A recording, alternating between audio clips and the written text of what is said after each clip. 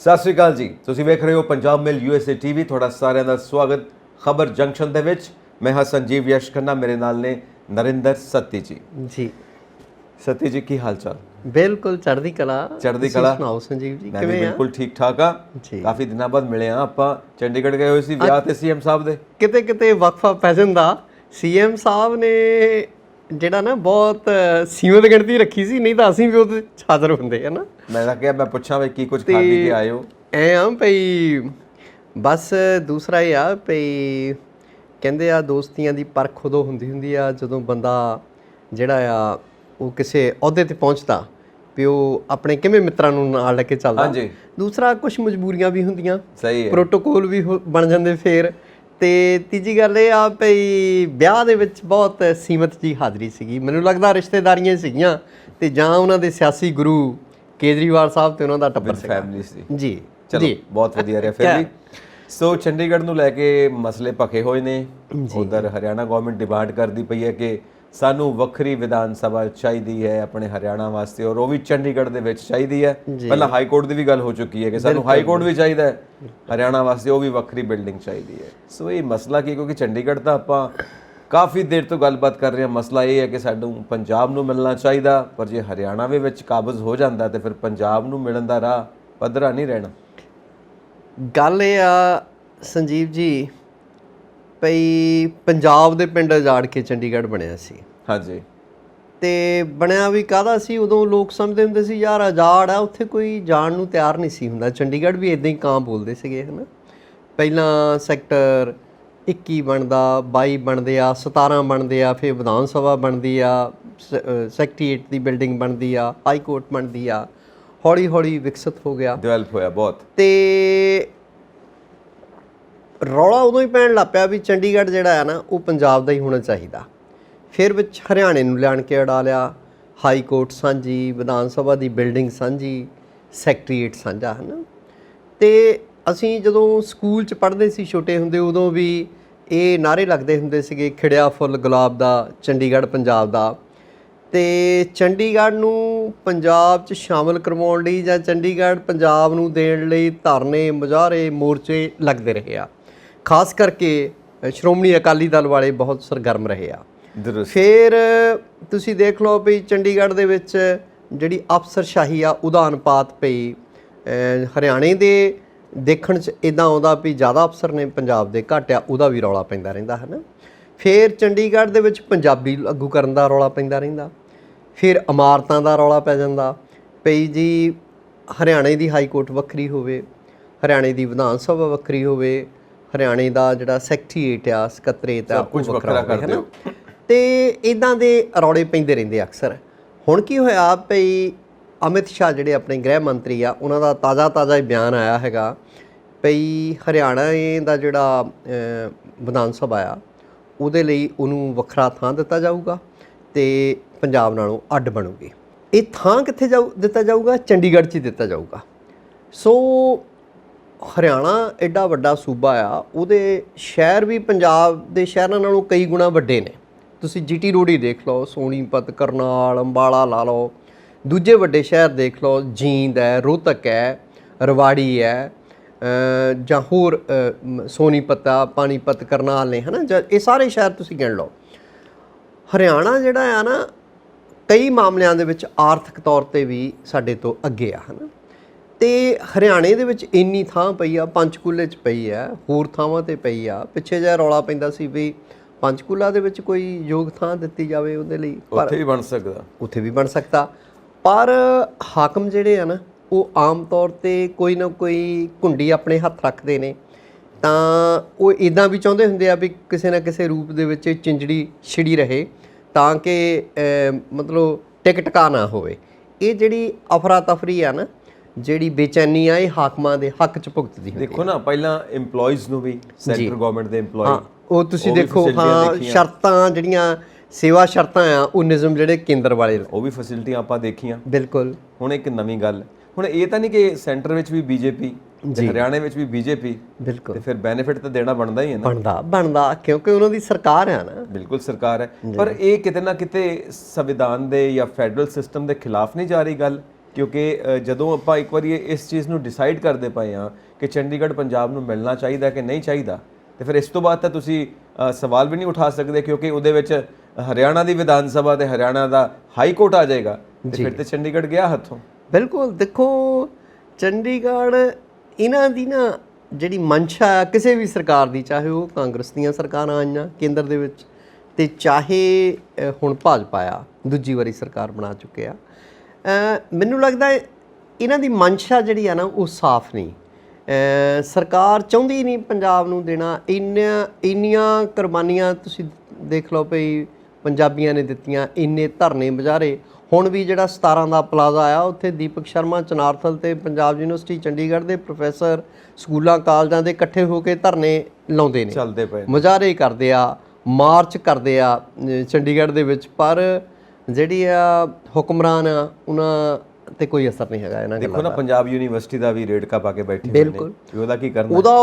ਉਹਦੇ ਬਾਰੇ ਵੀ ਹੁਣ ਤੁਸੀਂ ਦੇਖੋ ਵਿਧਾਨ ਸਭਾ ਦੇ ਵਿੱਚ ਮਤਾ ਪੇਸ਼ ਕਰਨਾ ਪਿਆ ਪੰਜਾਬ ਸਰਕਾਰ ਨੂੰ ਭਈ ਜਿਹੜੀ ਯੂਨੀਵਰਸਿਟੀ ਆ ਉਹ ਪੰਜਾਬ ਦੇ ਹੱਥਾਂ 'ਚ ਹੀ ਰਹੇ। ਦੇਖੋ ਮਾਨਸਿਕ ਤੌਰ ਤੇ ਕਿੰਨੇ ਲੋਕ ਉਸ ਯੂਨੀਵਰਸਿਟੀ ਨਾਲ ਜੁੜੇ ਆ, ਉਸ ਕੈਂਪਸ ਨਾਲ ਜੁੜੇ ਆ, ਪੰਜਾਬ ਯੂਨੀਵਰਸਿਟੀ ਚੰਡੀਗੜ੍ਹ ਨਾਲ।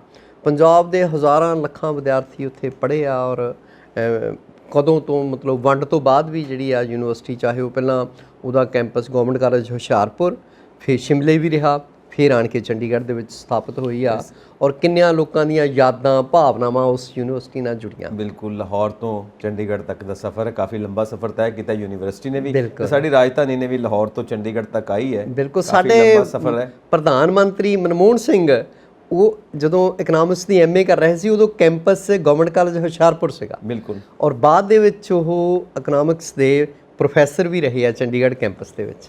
ਔਰ ਤੁਸੀਂ ਵੀ ਅੱਜ ਸਾਡੇ ਜੋ ਸਾਬਕਾ ਪ੍ਰਧਾਨ ਮੰਤਰੀ ਮਨਮੋਹਨ ਸਿੰਘ ਜੀ ਦੇ ਰੰਗ ਦੀ ਜਿਹੜੀ ਦਸਤਾਰ ਸਜਾਈ ਹੋਈ ਹੈ, ਤੁਹਾਨੂੰ ਯਾਦ ਤੇ ਆਉਣਾ ਕੁਦਰਤੀ ਹੈ। ਉਹ ਸਕਾਈ ਬਲੂ ਪੱਗ ਉਹਨਾਂ ਦੀ ਬੜੀ ਮਨਪਸੰਦ, ਔਰ ਹਮੇਸ਼ਾ ਉਹੀ ਪੱਗ ਬੰਨਦੇ ਹੁੰਦੇ ਸੀ ਜੀ। ਚਲੋ ਇਹ ਮਾਮਲਾ ਨਿਬੜੇ ਕਿਸੇ ਤਰ੍ਹਾਂ ਔਰ ਕਿਸੇ ਪਾਸੇ ਲੱਗੀਏ ਤਾਂ ਬਿਲਕੁਲ ਕਲੀਅਰ ਹੋਵੇ। ਔਰ ਕਹਿੰਦੇ ਨੇ ਕਿ ਕੋਈ ਸਪੈਸ਼ਲ ਮੀਟਿੰਗ ਵੀ ਹੋਣ ਵਾਲੀ ਹੈ ਜਿਹਦੇ ਵਿੱਚ SYL ਦਾ ਮੁੱਦਾ ਵੀ ਛੇੜਿਆ ਜਾਊਗਾ। ਬਿਲਕੁਲ, ਖੈਰ ਇੱਕ ਨਵਾਂ ਮੁੱਦਾ ਜਿਹੜਾ ਮਗਿਆ ਹੋਇਆ ਪੰਜਾਬ ਦੀ ਧਰਤੀ ਦੇ ਉੱਤੇ ਕਿ ਪ੍ਰਸ਼ਾਸਨਿਕ ਮਾਮਲਿਆਂ ਦੇ ਵਿੱਚ ਇੱਕ ਕਮੇਟੀ ਬਣਾਈ ਜਾ ਰਹੀ ਹੈ। ਉਧਰ ਮਾਨ ਸਾਹਿਬ ਦਾ ਵਿਆਹ ਹੋ ਰਿਹਾ, ਇੱਧਰ ਐਡਵਾਈਜ਼ਰੀ ਕਮੇਟੀ, ਇੱਕ ਤਰ੍ਹਾਂ ਦੀ ਐਡਵਾਈਜ਼ਰੀ ਕਮੇਟੀ। ਦੇਖੋ ਇੱਧਰ ਨੋਟੀਫਿਕੇਸ਼ਨ ਵੀ ਹੋ ਗਈ ਵਿਆਹ ਦੇ ਵਿੱਚ ਹੀ। ਬਿਲਕੁਲ, ਦੇਖੋ ਇਹਦੇ ਬਾਰੇ ਨਾ ਦੋ ਰਾਵਾਂ ਆ। ਸਲਾਹ ਲੈਣੀ ਤਾਂ ਕੋਈ ਹਰਜ ਨਹੀਂ, ਸਿਆਣੇ ਕਹਿੰਦੇ ਹੁੰਦੇ ਆ ਵੀ ਯਾਰ ਤੂੰ ਕੰਧ ਨੂੰ ਪੁੱਛ ਲੈਣਾ ਸੀ, ਹਨਾ, ਭਈ ਹੋਰ ਨਹੀਂ ਤਾਂ ਕੰਧ ਨੂੰ ਹੀ ਪੁੱਛ ਲਓ, ਕੰਧ ਨੂੰ ਪੁੱਛ ਲੈਣਾ ਸੀ। ਤੇ ਪਰ ਜਿਹੜੇ ਵਿਰੋਧੀ ਨੇ ਜਾਂ ਮੁਖਾਲਫਤ ਕਰਦੇ ਆ ਇਸ ਗੱਲ ਦੀ, ਉਹ ਕਹਿੰਦੇ ਆ ਵੀ ਫਿਰ ਪੰਜਾਬ ਸਰਕਾਰ ਦੀ ਕੋਈ ਹੋਂਦ ਨਹੀਂ, ਪੰਜਾਬ ਦੇ ਜਿਹੜੇ ਵਜ਼ੀਰ ਆ, ਪੰਜਾਬ ਦੇ ਜਿਹੜੇ MLA ਸਾਹਿਬਾਨ ਨੇ, ਉਹਨਾਂ ਦਾ ਫਿਰ ਕੀ ਰੋਲ ਰਹਿ ਜਾਊਗਾ ਜੇ ਐਡਵਾਈਜ਼ਰੀ ਕਮੇਟੀ ਬਣਾਉਣੀ ਹੈ। ਬਿਲਕੁਲ, ਚੇਅਰਮੈਨ ਕਹਿੰਦੇ ਨੇ ਰਾਘਵ ਚੱਡਾ ਹੋਣਗੇ। ਬਿਲਕੁਲ, ਔਰ ਰਾਘਵ ਚੱਡੇ ਦੀ ਬਾਰ-ਬਾਰ ਜਿਹੜੀ ਦਖਲਅੰਦਾਜ਼ੀ ਆ ਕਿਸੇ ਨਾ ਕਿਸੇ ਰੂਪ ਦੇ ਵਿੱਚ ਪੰਜਾਬ ਦੇ, ਉਹਨੂੰ ਕੋਈ ਬਹੁਤਾ ਪੰਜਾਬੀ ਐਕਸੈਪਟ ਨਹੀਂ ਕਰ ਰਹੇ। ਬਿਲਕੁਲ ਐਕਸੈਪਟ ਨਹੀਂ ਕਰ ਰਹੇ। ਔਰ ਇਹ ਸੋਚਣ ਵਾਲੀ ਗੱਲ ਹੈ ਕਿ ਵਾਈ ਰਾਘਵ ਚੱਡਾ, ਵਾਈ, ਮਤਲਬ ਉਸ ਪਰਸਨ 'ਚ ਐਸੀ ਕੀ ਖਾਸੀਅਤ ਹੈ ਕਿ ਉਹਨੂੰ ਇੰਨੀ ਤਰਜੀਹ ਦਿੱਤੀ ਜਾ ਰਹੀ ਹੈ? ਬਿਲਕੁਲ, ਕੀ ਬੈਕਗ੍ਰਾਉਂਡ ਕੀ ਹੈ ਸਾਰੀ ਗੱਲ ਦੀ? ਉਹ ਦੇਖੋ ਜਿਹੜੀ ਸਾਰੀ ਗੱਲਬਾਤ ਆ ਵੀ ਉਹਨੂੰ ਕੇਜਰੀਵਾਲ ਦੇ ਟੱਬਰ ਨਾਲ ਵੀ ਜੋੜ ਕੇ ਦੇਖਿਆ ਜਾ ਰਿਹਾ ਹੈ ਨਾ, ਭਈ ਕੱਲ ਨੂੰ ਇਹਨਾਂ ਦੀਆਂ ਸਕੀਰੀਆਂ ਬਣਦੀਆਂ, ਕੋਈ ਰਿਸ਼ਤੇਦਾਰੀ ਬਣਦੀ ਆ, ਹੈ ਨਾ। ਦੂਸਰਾ ਇਹ ਆ ਭਈ ਜਿਹੜੀ ਪੁਸ਼ਤ ਪਨਾਹੀ ਇੱਕ ਬੰਦੇ ਦੀ ਹੋ ਰਹੀ ਆ ਰਾਘਵ ਚੱਡਾ ਦੀ, ਹਰ ਮਾਮਲੇ ਦੇ ਵਿੱਚ ਉਹਨੂੰ ਪੰਜਾਬ ਤੋਂ ਰਾਜ ਸਭਾ ਮੈਂਬਰ ਬਣਾਇਆ ਜਾ ਰਿਹਾ। ਹੁਣ ਪੰਜਾਬ ਦੇ ਵਿੱਚ ਇੱਕ ਤਰ੍ਹਾਂ ਦੀ ਇਹ ਸਿੱਧੀ ਦਖਲਅੰਦਾਜ਼ੀ ਆ ਵੀ ਆਹ ਕਮੇਟੀ ਬਣੂਗੀ ਜੀ, ਐਡਵਾਈਜ਼ਰੀ ਕਮੇਟੀ। ਸਲਾਹ ਦੀ ਕੀ ਲੋੜ ਪੈ ਗਈ? ਇਹਦਾ ਮਤਲਬ ਵੀ ਪੰਜਾਬ ਦੇ ਜਿਹੜੀ ਅਫਸਰਸ਼ਾਹੀ ਆ, ਐਡਮਿਨਿਸਟ੍ਰੇਸ਼ਨ ਆ, ਉਹ ਕਿਸੇ ਕੰਮ ਦੀ ਨਹੀਂ, ਉਹਦੇ ਤੇ ਸਵਾਲੀਆ ਚਿੰਨ੍ਹ ਲੱਗ ਜਾਵੇ, ਹੈ ਨਾ। ਤਾਂ ਇਹ ਤਾਂ ਉਹਨਾਂ ਦੀ ਜਿਹੜੀ ਕਾਰਜ ਕੁਸ਼ਲਤਾ, ਜਿਹੜੀ ਉਹਨਾਂ ਦੀ ਸਕਿੱਲ ਹੈ, ਜਾਂ ਜਿਹੜੀ ਉਹਨਾਂ ਦੀ ਵਿਦਵਤਾ ਆ ਪੰਜਾਬ ਦੇ ਅਫਸਰਾਂ ਦੀ, ਜਾਂ ਪੰਜਾਬ ਦੀ ਅਫਸਰਸ਼ਾਹੀ ਦੀ ਕਹਿ ਲਓ, ਐਡਮਿਨਿਸਟ੍ਰੇਸ਼ਨ ਦੀ ਕਹਿ ਲਓ, ਉਸ ਸਭ ਕੁਝ ਤੇ ਸਵਾਲੀਆ ਚਿੰਨ੍ਹ ਲਾਉਣ ਦੇ ਤੁੱਲ ਹੈ। ਇੱਕ ਨਾ ਸਤੀ ਜੀ ਇਹ ਵੀ ਗੱਲ ਹੋਈ ਸੀ ਕਿ ਪਿੱਛੇ ਥੋੜੇ ਦਿਨਾਂ ਪਹਿਲਾਂ ਸੋਸ਼ਲ ਮੀਡੀਆ ਦੇ ਉੱਤੇ ਬੜੀ ਵਾਇਰਲ ਹੋ ਰਹੀ ਸੀ ਇੱਕ ਖਬਰ ਕਿ ਡਿਪਟੀ CM ਬਣਨਗੇ ਰਾਘਵ ਚੱਡਾ। ਹਾਲਾਂਕਿ ਉਹਨਾਂ ਨੇ ਕਿਹਾ ਕਿ ਨਹੀਂ, ਜੇ ਇੱਕ ਤਰ੍ਹਾਂ ਦੇਖਿਆ ਜਾਵੇ ਤੇ ਜੇ ਐਡਵਾਈਜ਼ਰੀ ਕਮੇਟੀ ਇਦਾਂ ਦੇ ਦੀਆਂ ਚੇਅਰਮੈਨ ਨੇ ਆਵਾਜ਼ਾਂ ਇਦਾਂ ਦੀਆਂ ਬਹੁਤ ਸੀ ਬਹੁਤ ਅਫਵਾਹਾਂ ਸੀਗੀਆਂ। ਜਿਹੜੀਆਂ, ਹਾਂਜੀ। ਤੇ ਦੂਜੀ ਗੱਲ ਇਹ ਹੈ ਕਿ ਜੇ ਇਦਾਂ ਆਪਾਂ ਦੇਖੀਏ ਕਿ ਜਿਹੜੀ ਐਡਵਾਈਜ਼ਰੀ ਕਮੇਟੀ ਬਣਨੀ ਹੈ, ਜੇ ਉਹਦੇ ਚੇਅਰਮੈਨ ਬਣਦੇ ਨੇ ਤਾਂ ਇਹ ਵੀ ਇੰਡਾਇਰੈਕਟਲੀ ਇਹ ਡਿਪਟੀ ਸੀਐਮ ਵਾਲਾ ਹੀ ਕੰਮ ਆ। ਤੇ ਕੱਲ ਨੂੰ ਜਿਹੜਾ ਯੋਜਨਾ ਕਮਿਸ਼ਨ ਹੋਏਗਾ ਪੰਜਾਬ ਦਾ, ਬਿਲਕੁਲ ਉਹਦੇ ਵੀ ਮੈਂਬਰ ਬਣਨਗੇ, ਕਿਉਂਕਿ ਉਹਦਾ ਪ੍ਰਧਾਨ ਤੇ ਹਮੇਸ਼ਾ ਸੀਐਮ ਹੀ ਹੁੰਦਾ, ਸੀਐਮ ਹੁੰਦਾ ਉਹ ਸੀਐਮ ਹੀ ਹੋਣਗੇ। ਪਰ ਜਦੋਂ ਉਹਦੇ ਵਿੱਚ ਵੀ ਉਹਨਾਂ ਦੀ ਸ਼ਮੂਲੀਅਤ ਹੋ ਜਾਂਦੀ ਹੈ ਜੀ, ਇਹ ਕਿਤੇ ਨਾ ਕਿਤੇ ਦਖਲਅੰਦਾਜ਼ੀ ਹੈ। ਅੱਛਾ, ਕੁਝ ਲੋਕ ਜਿਵੇਂ ਤੁਸੀਂ ਕਿਹਾ ਨਾ ਕਿ ਉਹ ਸਕੀਰੀਆਂ ਵਾਲੀ ਗੱਲ, ਤੁਸੀਂ ਰਿਸ਼ਤੇਦਾਰੀਆਂ ਵਾਲੀ ਗੱਲ ਕੀਤੀ ਹੈ, ਇਦਾਂ ਕੁਝ ਸਿਆਸੀ ਮਾਹਿਰ ਇਹ ਵੀ ਕਹਿ ਰਹੇ ਨੇ ਕਿ ਜਿਹੜੀ ਆਮ ਆਦਮੀ ਪਾਰਟੀ ਹੈ, ਇਸ ਵਕਤ ਰੂਲਿੰਗ ਪਾਰਟੀ ਹੈ ਸਾਡੀ ਪੰਜਾਬ ਦੀ, ਉਹ ਬੀਜੇਪੀ ਦੀ ਬੀ ਪਾਰਟੀ ਹੈ ਔਰ ਇਹਨਾਂ ਦੇ ਥਰੂ ਬੀਜੇਪੀ ਖੁਦ ਰੂਲ ਕਰਨਾ ਚਾਹੁੰਦੀ ਹੈ ਪੰਜਾਬ ਦੇ ਵਿੱਚ, ਔਰ ਆਉਣ ਵਾਲੇ ਸਮੇਂ ਦੇ ਵਿੱਚ ਬੀਜੇਪੀ ਸਟਰੋਂਗ ਹੋਏਗੀ ਪੰਜਾਬ ਦੇ ਵਿੱਚ। ਔਰ ਜਿਹੜੀ ਐਡਵਾਈਜ਼ਰੀ ਕਮੇਟੀ ਬਣ ਰਹੀ ਹੈ ਜਿਹਦੇ ਪ੍ਰਧਾਨ ਰਾਘਵ ਚੱਡਾ ਹੋਣਗੇ, ਐਕਚੁਅਲੀ ਇਹ ਬੀਜੇਪੀ ਦੀ ਹੀ ਐਡਵਾਈਜ਼ਰੀ ਕਮੇਟੀ ਹੋਏਗੀ ਔਰ ਪੰਜਾਬ ਨੂੰ ਸੰਭਾਲੇਗੀ ਕਿੱਦਾਂ? ਦੇਖੋ, ਬੀ ਟੀਮ ਆਪ ਦੇ ਪੰਜਾਬ ਮਤਲਬ ਭਾਜਪਾ ਦੀ ਬੀ ਟੀਮ ਹੋਣ ਬਾਰੇ ਤਾਂ ਬਹੁਤ ਚਿਰ ਤੋਂ ਇਹ ਗੱਲਾਂ ਚੱਲਦੀਆਂ ਚੱਲਦੀਆਂ ਮਤਲਬ ਮਾਹਿਰਾਂ ਦਾ ਇਹ ਸਾਰਾ ਵਿਸ਼ਲੇਸ਼ਣ ਹੈ ਸਾਰਾ। ਤੇ ਕਈ ਵਾਰੀ ਇਦਾਂ ਲੱਗਦਾ ਵੀ ਇਹ ਜਿਹੜਾ ਭਾਜਪਾ ਜਾਂ ਆਪ ਦਾ ਵਿਰੋਧ ਆਪਾਂ ਦੇਖਦੇ ਆਂ ਵੀ ਇਹ ਓਪਰਾ ਵਿਰੋਧ ਆ, ਅੰਦਰ ਖਾਤੇ ਇਹ ਸਾਰੇ ਇੱਕੋ ਹੀ ਆ, ਕੋਈ ਨਹੀਂ, ਡਰਾਮੇਬਾਜ਼ੀ ਹੈ, ਡਰਾਮੇਬਾਜ਼ੀ ਆ। ਦੂਸਰੀ ਗੱਲ, ਜਿਹੜਾ ਤੁਸੀਂ ਖਦਸ਼ਾ ਪ੍ਰਗਟਾਇਆ ਜਾਂ ਲੋਕ ਖਦਸ਼ਾ ਪ੍ਰਗਟਾ ਰਹੇ ਆ ਵੀ ਇਹ ਅਸਿੱਧੇ ਤੌਰ ਤੇ ਰਾਘਵ ਚੱਡਾ ਉਹ ਭਾਜਪਾ ਦੀਆਂ ਨੀਤੀਆਂ ਨੂੰ ਹੀ ਲਾਗੂ ਕਰੂਗਾ, ਇਹ ਮਾਹਿਰ ਮੰਨਦੇ ਨੇ, ਮਾਹਿਰ ਮੰਨਦੇ ਆ। ਤਾਂ ਜੇ ਅਜਿਹਾ ਹੁੰਦਾ ਤੇ ਇਹ ਪੰਜਾਬ ਲਈ ਬਹੁਤ, ਪੰਜਾਬ ਲਈ ਜਾਣੀ ਕਿ ਬਦਕਿਸਮਤੀ ਵਾਲੀ ਗੱਲ ਹੋਊਗੀ, ਮੈਂ ਕਹਾਂਗਾ, ਜੇ ਇਸ ਤਰ੍ਹਾਂ ਅਸਿੱਧੇ ਢੰਗ ਨਾਲ ਇੱਥੇ ਭਾਜਪਾ ਰਾਜ ਕਰਦੀ ਆ। ਕਿਉਂਕਿ ਲੋਕਾਂ ਨੇ ਭਾਜਪਾ ਨੂੰ ਦਰਕਨਾਰ ਕੀਤਾ ਹੈਗਾ, ਭਾਜਪਾ ਨੂੰ ਨਕਾਰਿਆ ਹੈਗਾ, ਬਲਕਿ ਅਕਾਲੀਆਂ ਕਾਂਗਰਸੀਆਂ ਨੂੰ ਵੀ ਨਕਾਰਿਆ ਲੋਕਾਂ ਨੇ। ਆਪ ਤੇ ਕਿੰਨਾ ਭਰੋਸਾ ਕਰਕੇ ਲੋਕਾਂ ਨੇ ਵੋਟਾਂ ਪਾਈਆਂ, 92 ਸੀਟਾਂ ਦਵਾਈਆਂ, ਤੇ ਜੇ ਫਿਰ ਇਦਾਂ ਹੀ ਰਾਜ ਮਤਲਬ ਇਹਨਾਂ ਲੋਕਾਂ ਨੇ ਕਰਨਾ ਤਾਂ ਉਹ ਲੋਕਾਂ ਨੂੰ ਪ੍ਰਵਾਨ ਨਹੀਂ ਹੋਊਗਾ, ਪੰਜਾਬ ਦੇ ਲੋਕਾਂ ਨੂੰ, ਤੇ ਨਾ ਹੀ ਲੋਕ ਪ੍ਰਵਾਨ ਕਰਦੇ ਆ। ਕਿਉਂਕਿ ਲੋਕ ਅੱਜ ਕੱਲ ਇੰਨੇ ਜਿਹੜੇ ਕਹਿ ਲਓ ਪਈ ਲੋਕ ਇੰਨੇ ਭੋਲੇ ਨਹੀਂਗੇ ਵੀ ਉਹ ਇਸ ਸਾਰੇ ਵਰਤਾਰੇ ਨੂੰ ਨਾ ਸਮਝਦੇ ਹੋਣ। ਲੋਕ ਅੱਜ ਕੱਲ ਚੇਤਨ ਨੇ ਔਰ ਜਿਹੜੇ ਵੈਲ ਇਨਫੋਰਮਡ ਆ। ਅੱਜ ਕੱਲ ਮੀਡੀਆ ਦਾ ਯੁੱਗ ਹੈ, ਡਿਜੀਟਲ ਮੀਡੀਆ ਦਾ ਯੁੱਗ ਹੈ। ਗੱਲ ਮਤਲਬ ਕੰਨੋਂ ਕੰਨ ਹੁੰਦੀ, ਜਿਹੜੀ ਆ ਸਵੇਰੇ ਕੁਝ ਵਾਪਰਦਾ ਤੇ ਸ਼ਾਮ ਤੱਕ ਸਾਰੀ ਦੁਨੀਆ ਨੂੰ ਪਤਾ ਲੱਗਾ ਹੁੰਦਾ। ਸੋ ਇਸ ਕਰਕੇ ਲੋਕਾਂ ਦੀ ਜਿਹੜਾ ਫਿਰ ਗੁੱਸਾ ਆ ਉਹ ਆਪਾਂ ਜਿਹੜਾ ਉਹ ਬਾਹਰ ਆਉਂਦਾ ਵੀ ਦੇਖਾਂਗੇ। ਬਿਲਕੁਲ, ਕਿਉਂਕਿ ਮਾਹਿਰ ਇਹ ਮੰਨਦੇ ਨੇ ਕਿ ਜਦੋਂ ਭਾਜਪਾ ਡਾਇਰੈਕਟਲੀ ਤੌਰ ਤੇ ਕੰਟਰੋਲ ਨਹੀਂ ਕਰ ਸਕੀ ਤਾਂ ਥਰੂ ਆਮ ਆਦਮੀ ਪਾਰਟੀ ਉਹ ਕੰਟਰੋਲ ਕਰ ਰਹੀ ਹੈ। ਅੰਦਰ ਖਾਤੇ ਪੈਰ ਜਮਾਉਣ ਦੇ ਯਤਨ ਕੀਤੇ ਜਾ ਰਹੇ, ਹੱਥ ਮਿਲੇ ਹੋਏ ਨੇ। ਤਾਂ ਉਹਦਾ ਜਿਹੜਾ ਇੱਕ ਕਦਮ ਹੈ, ਜਿਹੜੀ ਕਮੇਟੀ ਬਣਨ ਜਾ ਰਹੀ ਹੈ ਜਿਹਦੇ ਰਾਘਵ ਚੱਡਾ ਚੇਅਰਮੈਨ ਹੋਣਗੇ, ਇਹ ਬੀਜੇਪੀ ਦੀ ਹੀ ਕਮੇਟੀ ਹੋਏਗੀ, ਇਹ ਮਾਹਿਰ ਮੰਨਦੇ ਨੇ। ਉਸੇ ਚੀਜ਼ ਨੂੰ ਮੈਂ ਡਿਸਕ੍ਰਾਈਬ ਕਰ ਰਿਹਾ ਕਿ ਮਾਹਿਰਾਂ ਦਾ ਇਹ ਐਨਾਲਿਸਿਸ ਆ। ਹੁਣ ਅੱਗੇ ਜਾ ਕੇ ਕੀ ਨਿਕਲਦੀ ਹੈ ਗੱਲ, ਇਹ ਸਮਾਂ ਦੱਸੇਗਾ ਜਦੋਂ ਡਿਵੈਲਪਮੈਂਟਸ ਹੁੰਦੀਆਂ ਨੇ ਕਿ ਰਾਜਨੀਤਿਕ ਉਥਲ ਪੁਥਲ ਕੀ ਹੁੰਦੀ ਹੈ ਪੰਜਾਬ ਦੇ ਅੰਦਰ। ਇਹ ਬੜੀ ਦਿਲਚਸਪ ਰਹਿਣ ਵਾਲੀ ਹੈ ਅਗਲੀ ਗੱਲ। ਸੋ ਰਾਜਾ ਵੜਿੰਗ ਉਹਨਾਂ ਨੇ ਵੀ ਘੇਰਿਆ ਹੈ, ਪ੍ਰੈਸ ਕਾਨਫਰੰਸ ਕੀਤੀ ਹੈ ਚੰਡੀਗੜ੍ਹ ਦੇ ਵਿੱਚ। ਉਹਨਾਂ ਨੇ ਵੀ ਇਹ ਗੱਲ ਚੁੱਕੀ ਆ ਕਿ ਇੱਕ ਤੇ ਗੈਂਗਸਟਰਸ ਬਹੁਤ ਜ਼ਿਆਦਾ ਹੋ ਗਏ ਨੇ, ਸਰੇਆਮ ਧਮਕੀਆਂ, ਸਰੇਆਮ ਗੋਲੀਆਂ, ਜਾਨਾਂ ਜਾ ਰਹੀਆਂ ਨੇ। ਇੱਕ ਤਾਂ ਇਹਦੀ ਗੱਲ ਕਿ ਲਾਅ ਐਂਡ ਆਰਡਰ ਕਿੱਥੇ ਹੈ, ਉਹ ਕਿਤੇ ਦਿਖਾਈ ਨਹੀਂ ਦੇ ਰਿਹਾ। ਹਾਲਾਂਕਿ ਇਹ ਨਵੀਆਂ ਤਬਦੀਲੀਆਂ ਹੋ ਰਹੀਆਂ ਨੇ, ਕੁਝ IAS ਆਫੀਸਰਸ ਕੁਝ ਨਵੇਂ ਵੀ ਨਿਯੁਕਤ ਕੀਤੇ ਗਏ ਨੇ ਕਿ ਲਾਅ ਐਂਡ ਆਰਡਰ ਨੂੰ ਤੁਸੀਂ ਮੇਨਟੇਨ ਕਰੋ। ਇੱਕ ਤਾਂ ਉਹਨਾਂ ਨੇ ਇਹ ਸਵਾਲ ਚੁੱਕਿਆ। ਦੂਜਾ ਸਵਾਲ ਚੁੱਕਿਆ ਸਿੱਧੂ ਮੂਸੇਵਾਲਾ ਦਾ ਕਿ ਲਗਭਗ 40 ਡੇਜ਼ ਹੋ ਚੁੱਕੇ ਨੇ ਔਰ 40 ਦਿਨਾਂ ਤੋਂ ਬਾਅਦ ਵੀ ਹਜੇ ਕੋਈ ਖੁਰਾ ਖੋਜ ਨਹੀਂ ਲੱਭ ਰਿਹਾ, ਪਰਿਵਾਰ ਨੂੰ ਇਨਸਾਫ ਨਹੀਂ ਮਿਲਦਾ ਪਿਆ। ਇੱਕ ਇਹ ਗੱਲ ਚੁੱਕੀ ਹੈ।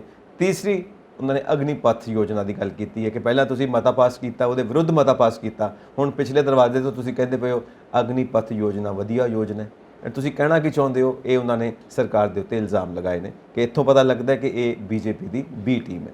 ਦੇਖੋ, ਵੜਿੰਗ ਹੋਰੀ ਕਹਿੰਦੇ ਆ ਵੀ ਇੱਕ ਬੰਨੇ ਤਾਂ ਪੰਜਾਬ ਸਰਕਾਰ ਵਿਰੋਧ ਕਰਦੀ ਆ ਅਗਨੀਪਥ ਦਾ, ਦੂਸਰੇ ਬੰਨੇ ਜਿਹੜੀ ਸੀ ਪਾਈਟ ਸਕੀਮ ਹੁੰਦੀ ਆ ਨੌਕਰੀਆਂ ਸੰਬੰਧੀ, ਉਹਦੇ ਲਈ ਜ਼ਿਲ੍ਹਿਆਂ ਦੇ ਵਿੱਚ ਸਰਕੂਲਰ ਜਾਰੀ ਹੁੰਦਾ ਜਿਹੜਾ ਅਗਨੀਪਥ ਯੋਜਨਾ ਦੇ ਹੱਕ ਦੇ ਵਿੱਚ। ਤਾਂ ਹੀ ਤਾਂ ਉਹਨੂੰ ਬੀ ਟੀਮ ਕਹਿੰਦੇ ਨੇ, ਰਾਜਾ ਵੜਿੰਗ। ਹਾਂ, ਤੇ ਉਹ ਰਾਜਾ ਵੜਿੰਗ ਦੀ ਇਹ ਕਹਿਣਾ ਜਾਇਜ਼ ਆ ਵੀ ਇਹ ਹਾਥੀ ਦੇ ਦੰਦ ਖਾਣ ਨੂੰ ਹੋਰ ਤੇ ਦਿਖਾਉਣ ਨੂੰ ਹੋਰ, ਹੈ ਨਾ।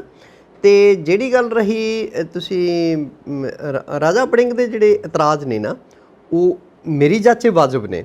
ਚਾਹੇ ਸਿੱਧੂ ਮੂਸੇਵਾਲੇ ਦਾ ਹੀ ਮੁੱਖ ਮੰਤਰੀ ਘਰ ਜਾ ਕੇ ਉਹਦੇ ਪਿਤਾ ਦੇ ਨਾਲ ਅਫਸੋਸ ਵਾਅਦਾ ਕਰਕੇ ਆਉਂਦਾ ਹੈਗਾ, ਅਫਸੋਸ ਕਰਨ ਗਿਆ ਆ ਵੀ 15 ਦਿਨਾਂ ਦੇ ਵਿੱਚ ਜਿਹੜੇ ਕਾਤਲ ਫੜ ਲਾਂਗੇ। ਉਹ ਕਹਿੰਦੇ ਤੁਹਾਨੂੰ 5 ਦਿਨ ਹੋਰ ਦਿੱਤੇ, ਤੁਸੀਂ 20 ਦਿਨਾਂ 'ਚ ਫੜ ਲਿਓ। ਤੇ ਅੱਜ ਤੁਸੀਂ 29 ਮਈ ਤੋਂ ਬਾਅਦ ਤੁਸੀਂ ਦੇਖ ਲਓ ਜੂਨ ਸਾਰਾ ਲੰਘ ਗਿਆ ਜੀ ਜੀ ਤੇ ਜੁਲਾਈ ਦੇ ਅੱਜ ਜਿਹੜੀ ਆ ਉਹ 9 ਤਰੀਕ ਹੋ ਗਈ ਹੈ। ਤਾਂ ਇੰਨੇ ਦਿਨਾਂ ਬਾਅਦ ਵੀ ਹਾਲੇ ਅੱਖੀਂ ਪਲਾਹੀ ਹੱਥ ਜਿਹੜੀ ਆ ਮਾਰ ਰਹੀ ਆ ਪੁਲਿਸ, ਤੇ ਕੋਈ ਕੰਕਰੀਟ ਜੇ ਆਪਾਂ ਕਹੀਏ ਵੀ ਕੁਝ ਪੁਲਿਸ ਨੇ ਕੀਤਾ ਤਾਂ ਅਜੇ ਤੱਕ ਕੁਝ ਨਹੀਂ ਕੀਤਾ। ਔਰ ਹਥਿਆਰਾਂ ਦੀ ਬਰਾਮਦਗੀ ਨਹੀਂ ਹੋਈ। ਕਿੱਥੇ ਅਸਮਾਨੇ ਚੜ ਗਏ ਉਹ ਹਥਿਆਰ ਜਿਹੜੇ ਵਾਰਦਾਤ ਦੇ ਵਿੱਚ ਵਰਤੇ ਗਏ ਆ? ਸ਼ਾਰਪ ਸ਼ੂਟਰ ਨਹੀਂ ਹਾਲੇ 2 ਫੜ ਹੋਏ ਇਹਨਾਂ ਦੇ ਕੋਲੋਂ। ਫਿਰ ਇਹ ਦੇਖੋ ਇਦਾਂ ਨਾ ਜਿਹੜੀ ਬੇਭਰੋਸਗੀ ਪੈਦਾ ਹੁੰਦੀ ਆ ਸਰਕਾਰ ਦੇ ਵਿੱਚ। ਐਗਜ਼ੈਕਟਲੀ, ਠੀਕ ਹੈ ਨਾ।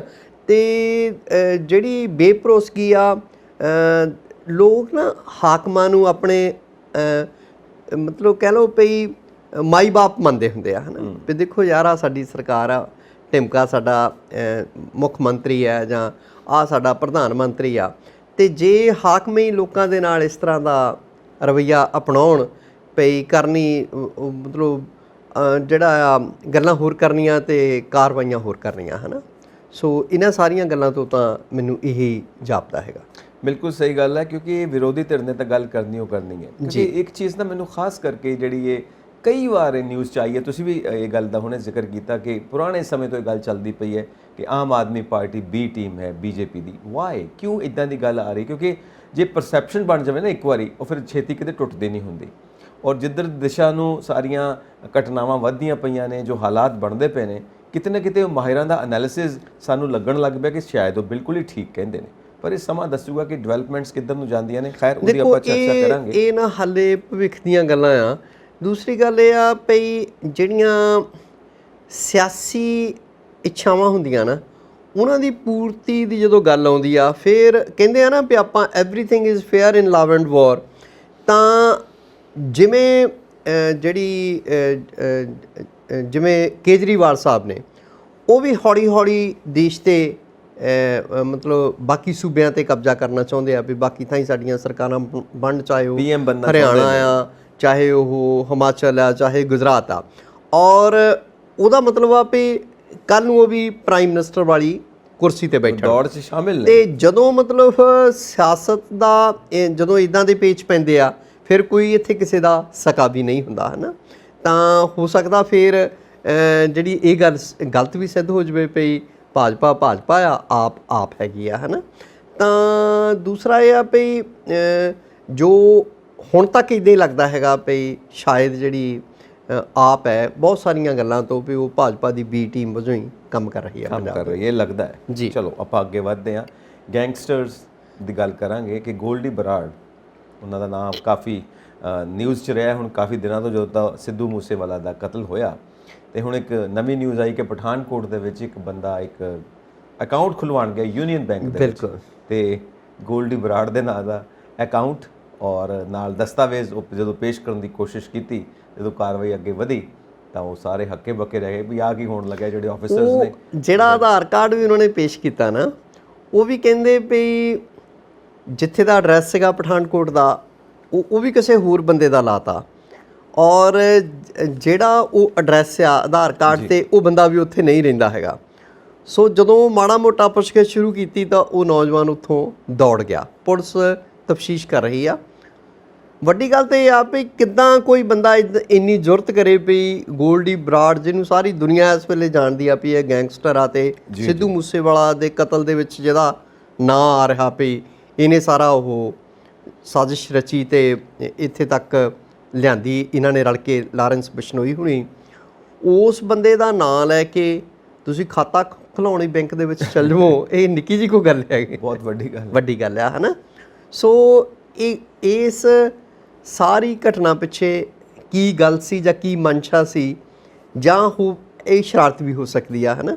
ਅਜੇ ਕੁਛ ਵੀ ਕਹਿਣਾ ਜਦ ਤੱਕ ਉਹਨੂੰ ਫੜ ਕੇ ਪੁਲਿਸ ਲਿਆਉਂਦੀ ਨਹੀਂ ਉਸ ਨੌਜਵਾਨ ਨੂੰ, ਤਦ ਤੱਕ ਕੁਛ ਵੀ ਕਹਿਣਾ ਜਲਦਬਾਜ਼ੀ ਹੋਊਗੀ ਵੀ ਉਹਨੇ ਸ਼ਰਾਰਤ ਕੀਤੀ ਸੀ ਜਾਂ ਸੱਚਮੁੱਚ ਗੋਲਡੀ ਬਰਾੜ। ਦੂਜੀ ਗੱਲ ਮੈਂ ਸੋਚਦਾ ਵੀ ਕਈ ਵਾਰੀ ਆਪਾਂ ਕਾਲੇ ਪੈ ਜਾਂਦੇ ਹਾਂ ਵੀ ਇੱਕਦਮ ਕਿਸੇ ਸਿੱਟੇ 'ਤੇ ਪਹੁੰਚ ਜਾਂਦੇ ਆ, ਕੋਈ ਘਟਨਾ ਹੁੰਦੀ ਆ ਤਾਂ, ਜਦ ਕਿ ਉਹਦੀਆਂ ਰੈਪਰਕਸ਼ਨਸ ਵੀ ਦੇਖਣੀਆਂ ਹੁੰਦੀਆਂ, ਆਫਟਰ ਇਫੈਕਟਸ ਵੀ ਦੇਖਣੇ ਹੁੰਦੇ ਵੀ ਯਾਰ ਗੱਲ ਕਿੱਥੋਂ ਸ਼ੁਰੂ ਹੋਈ ਤੇ ਗੱਲ ਕਿੱਥੇ ਪੁੱਜਣੀ ਆ।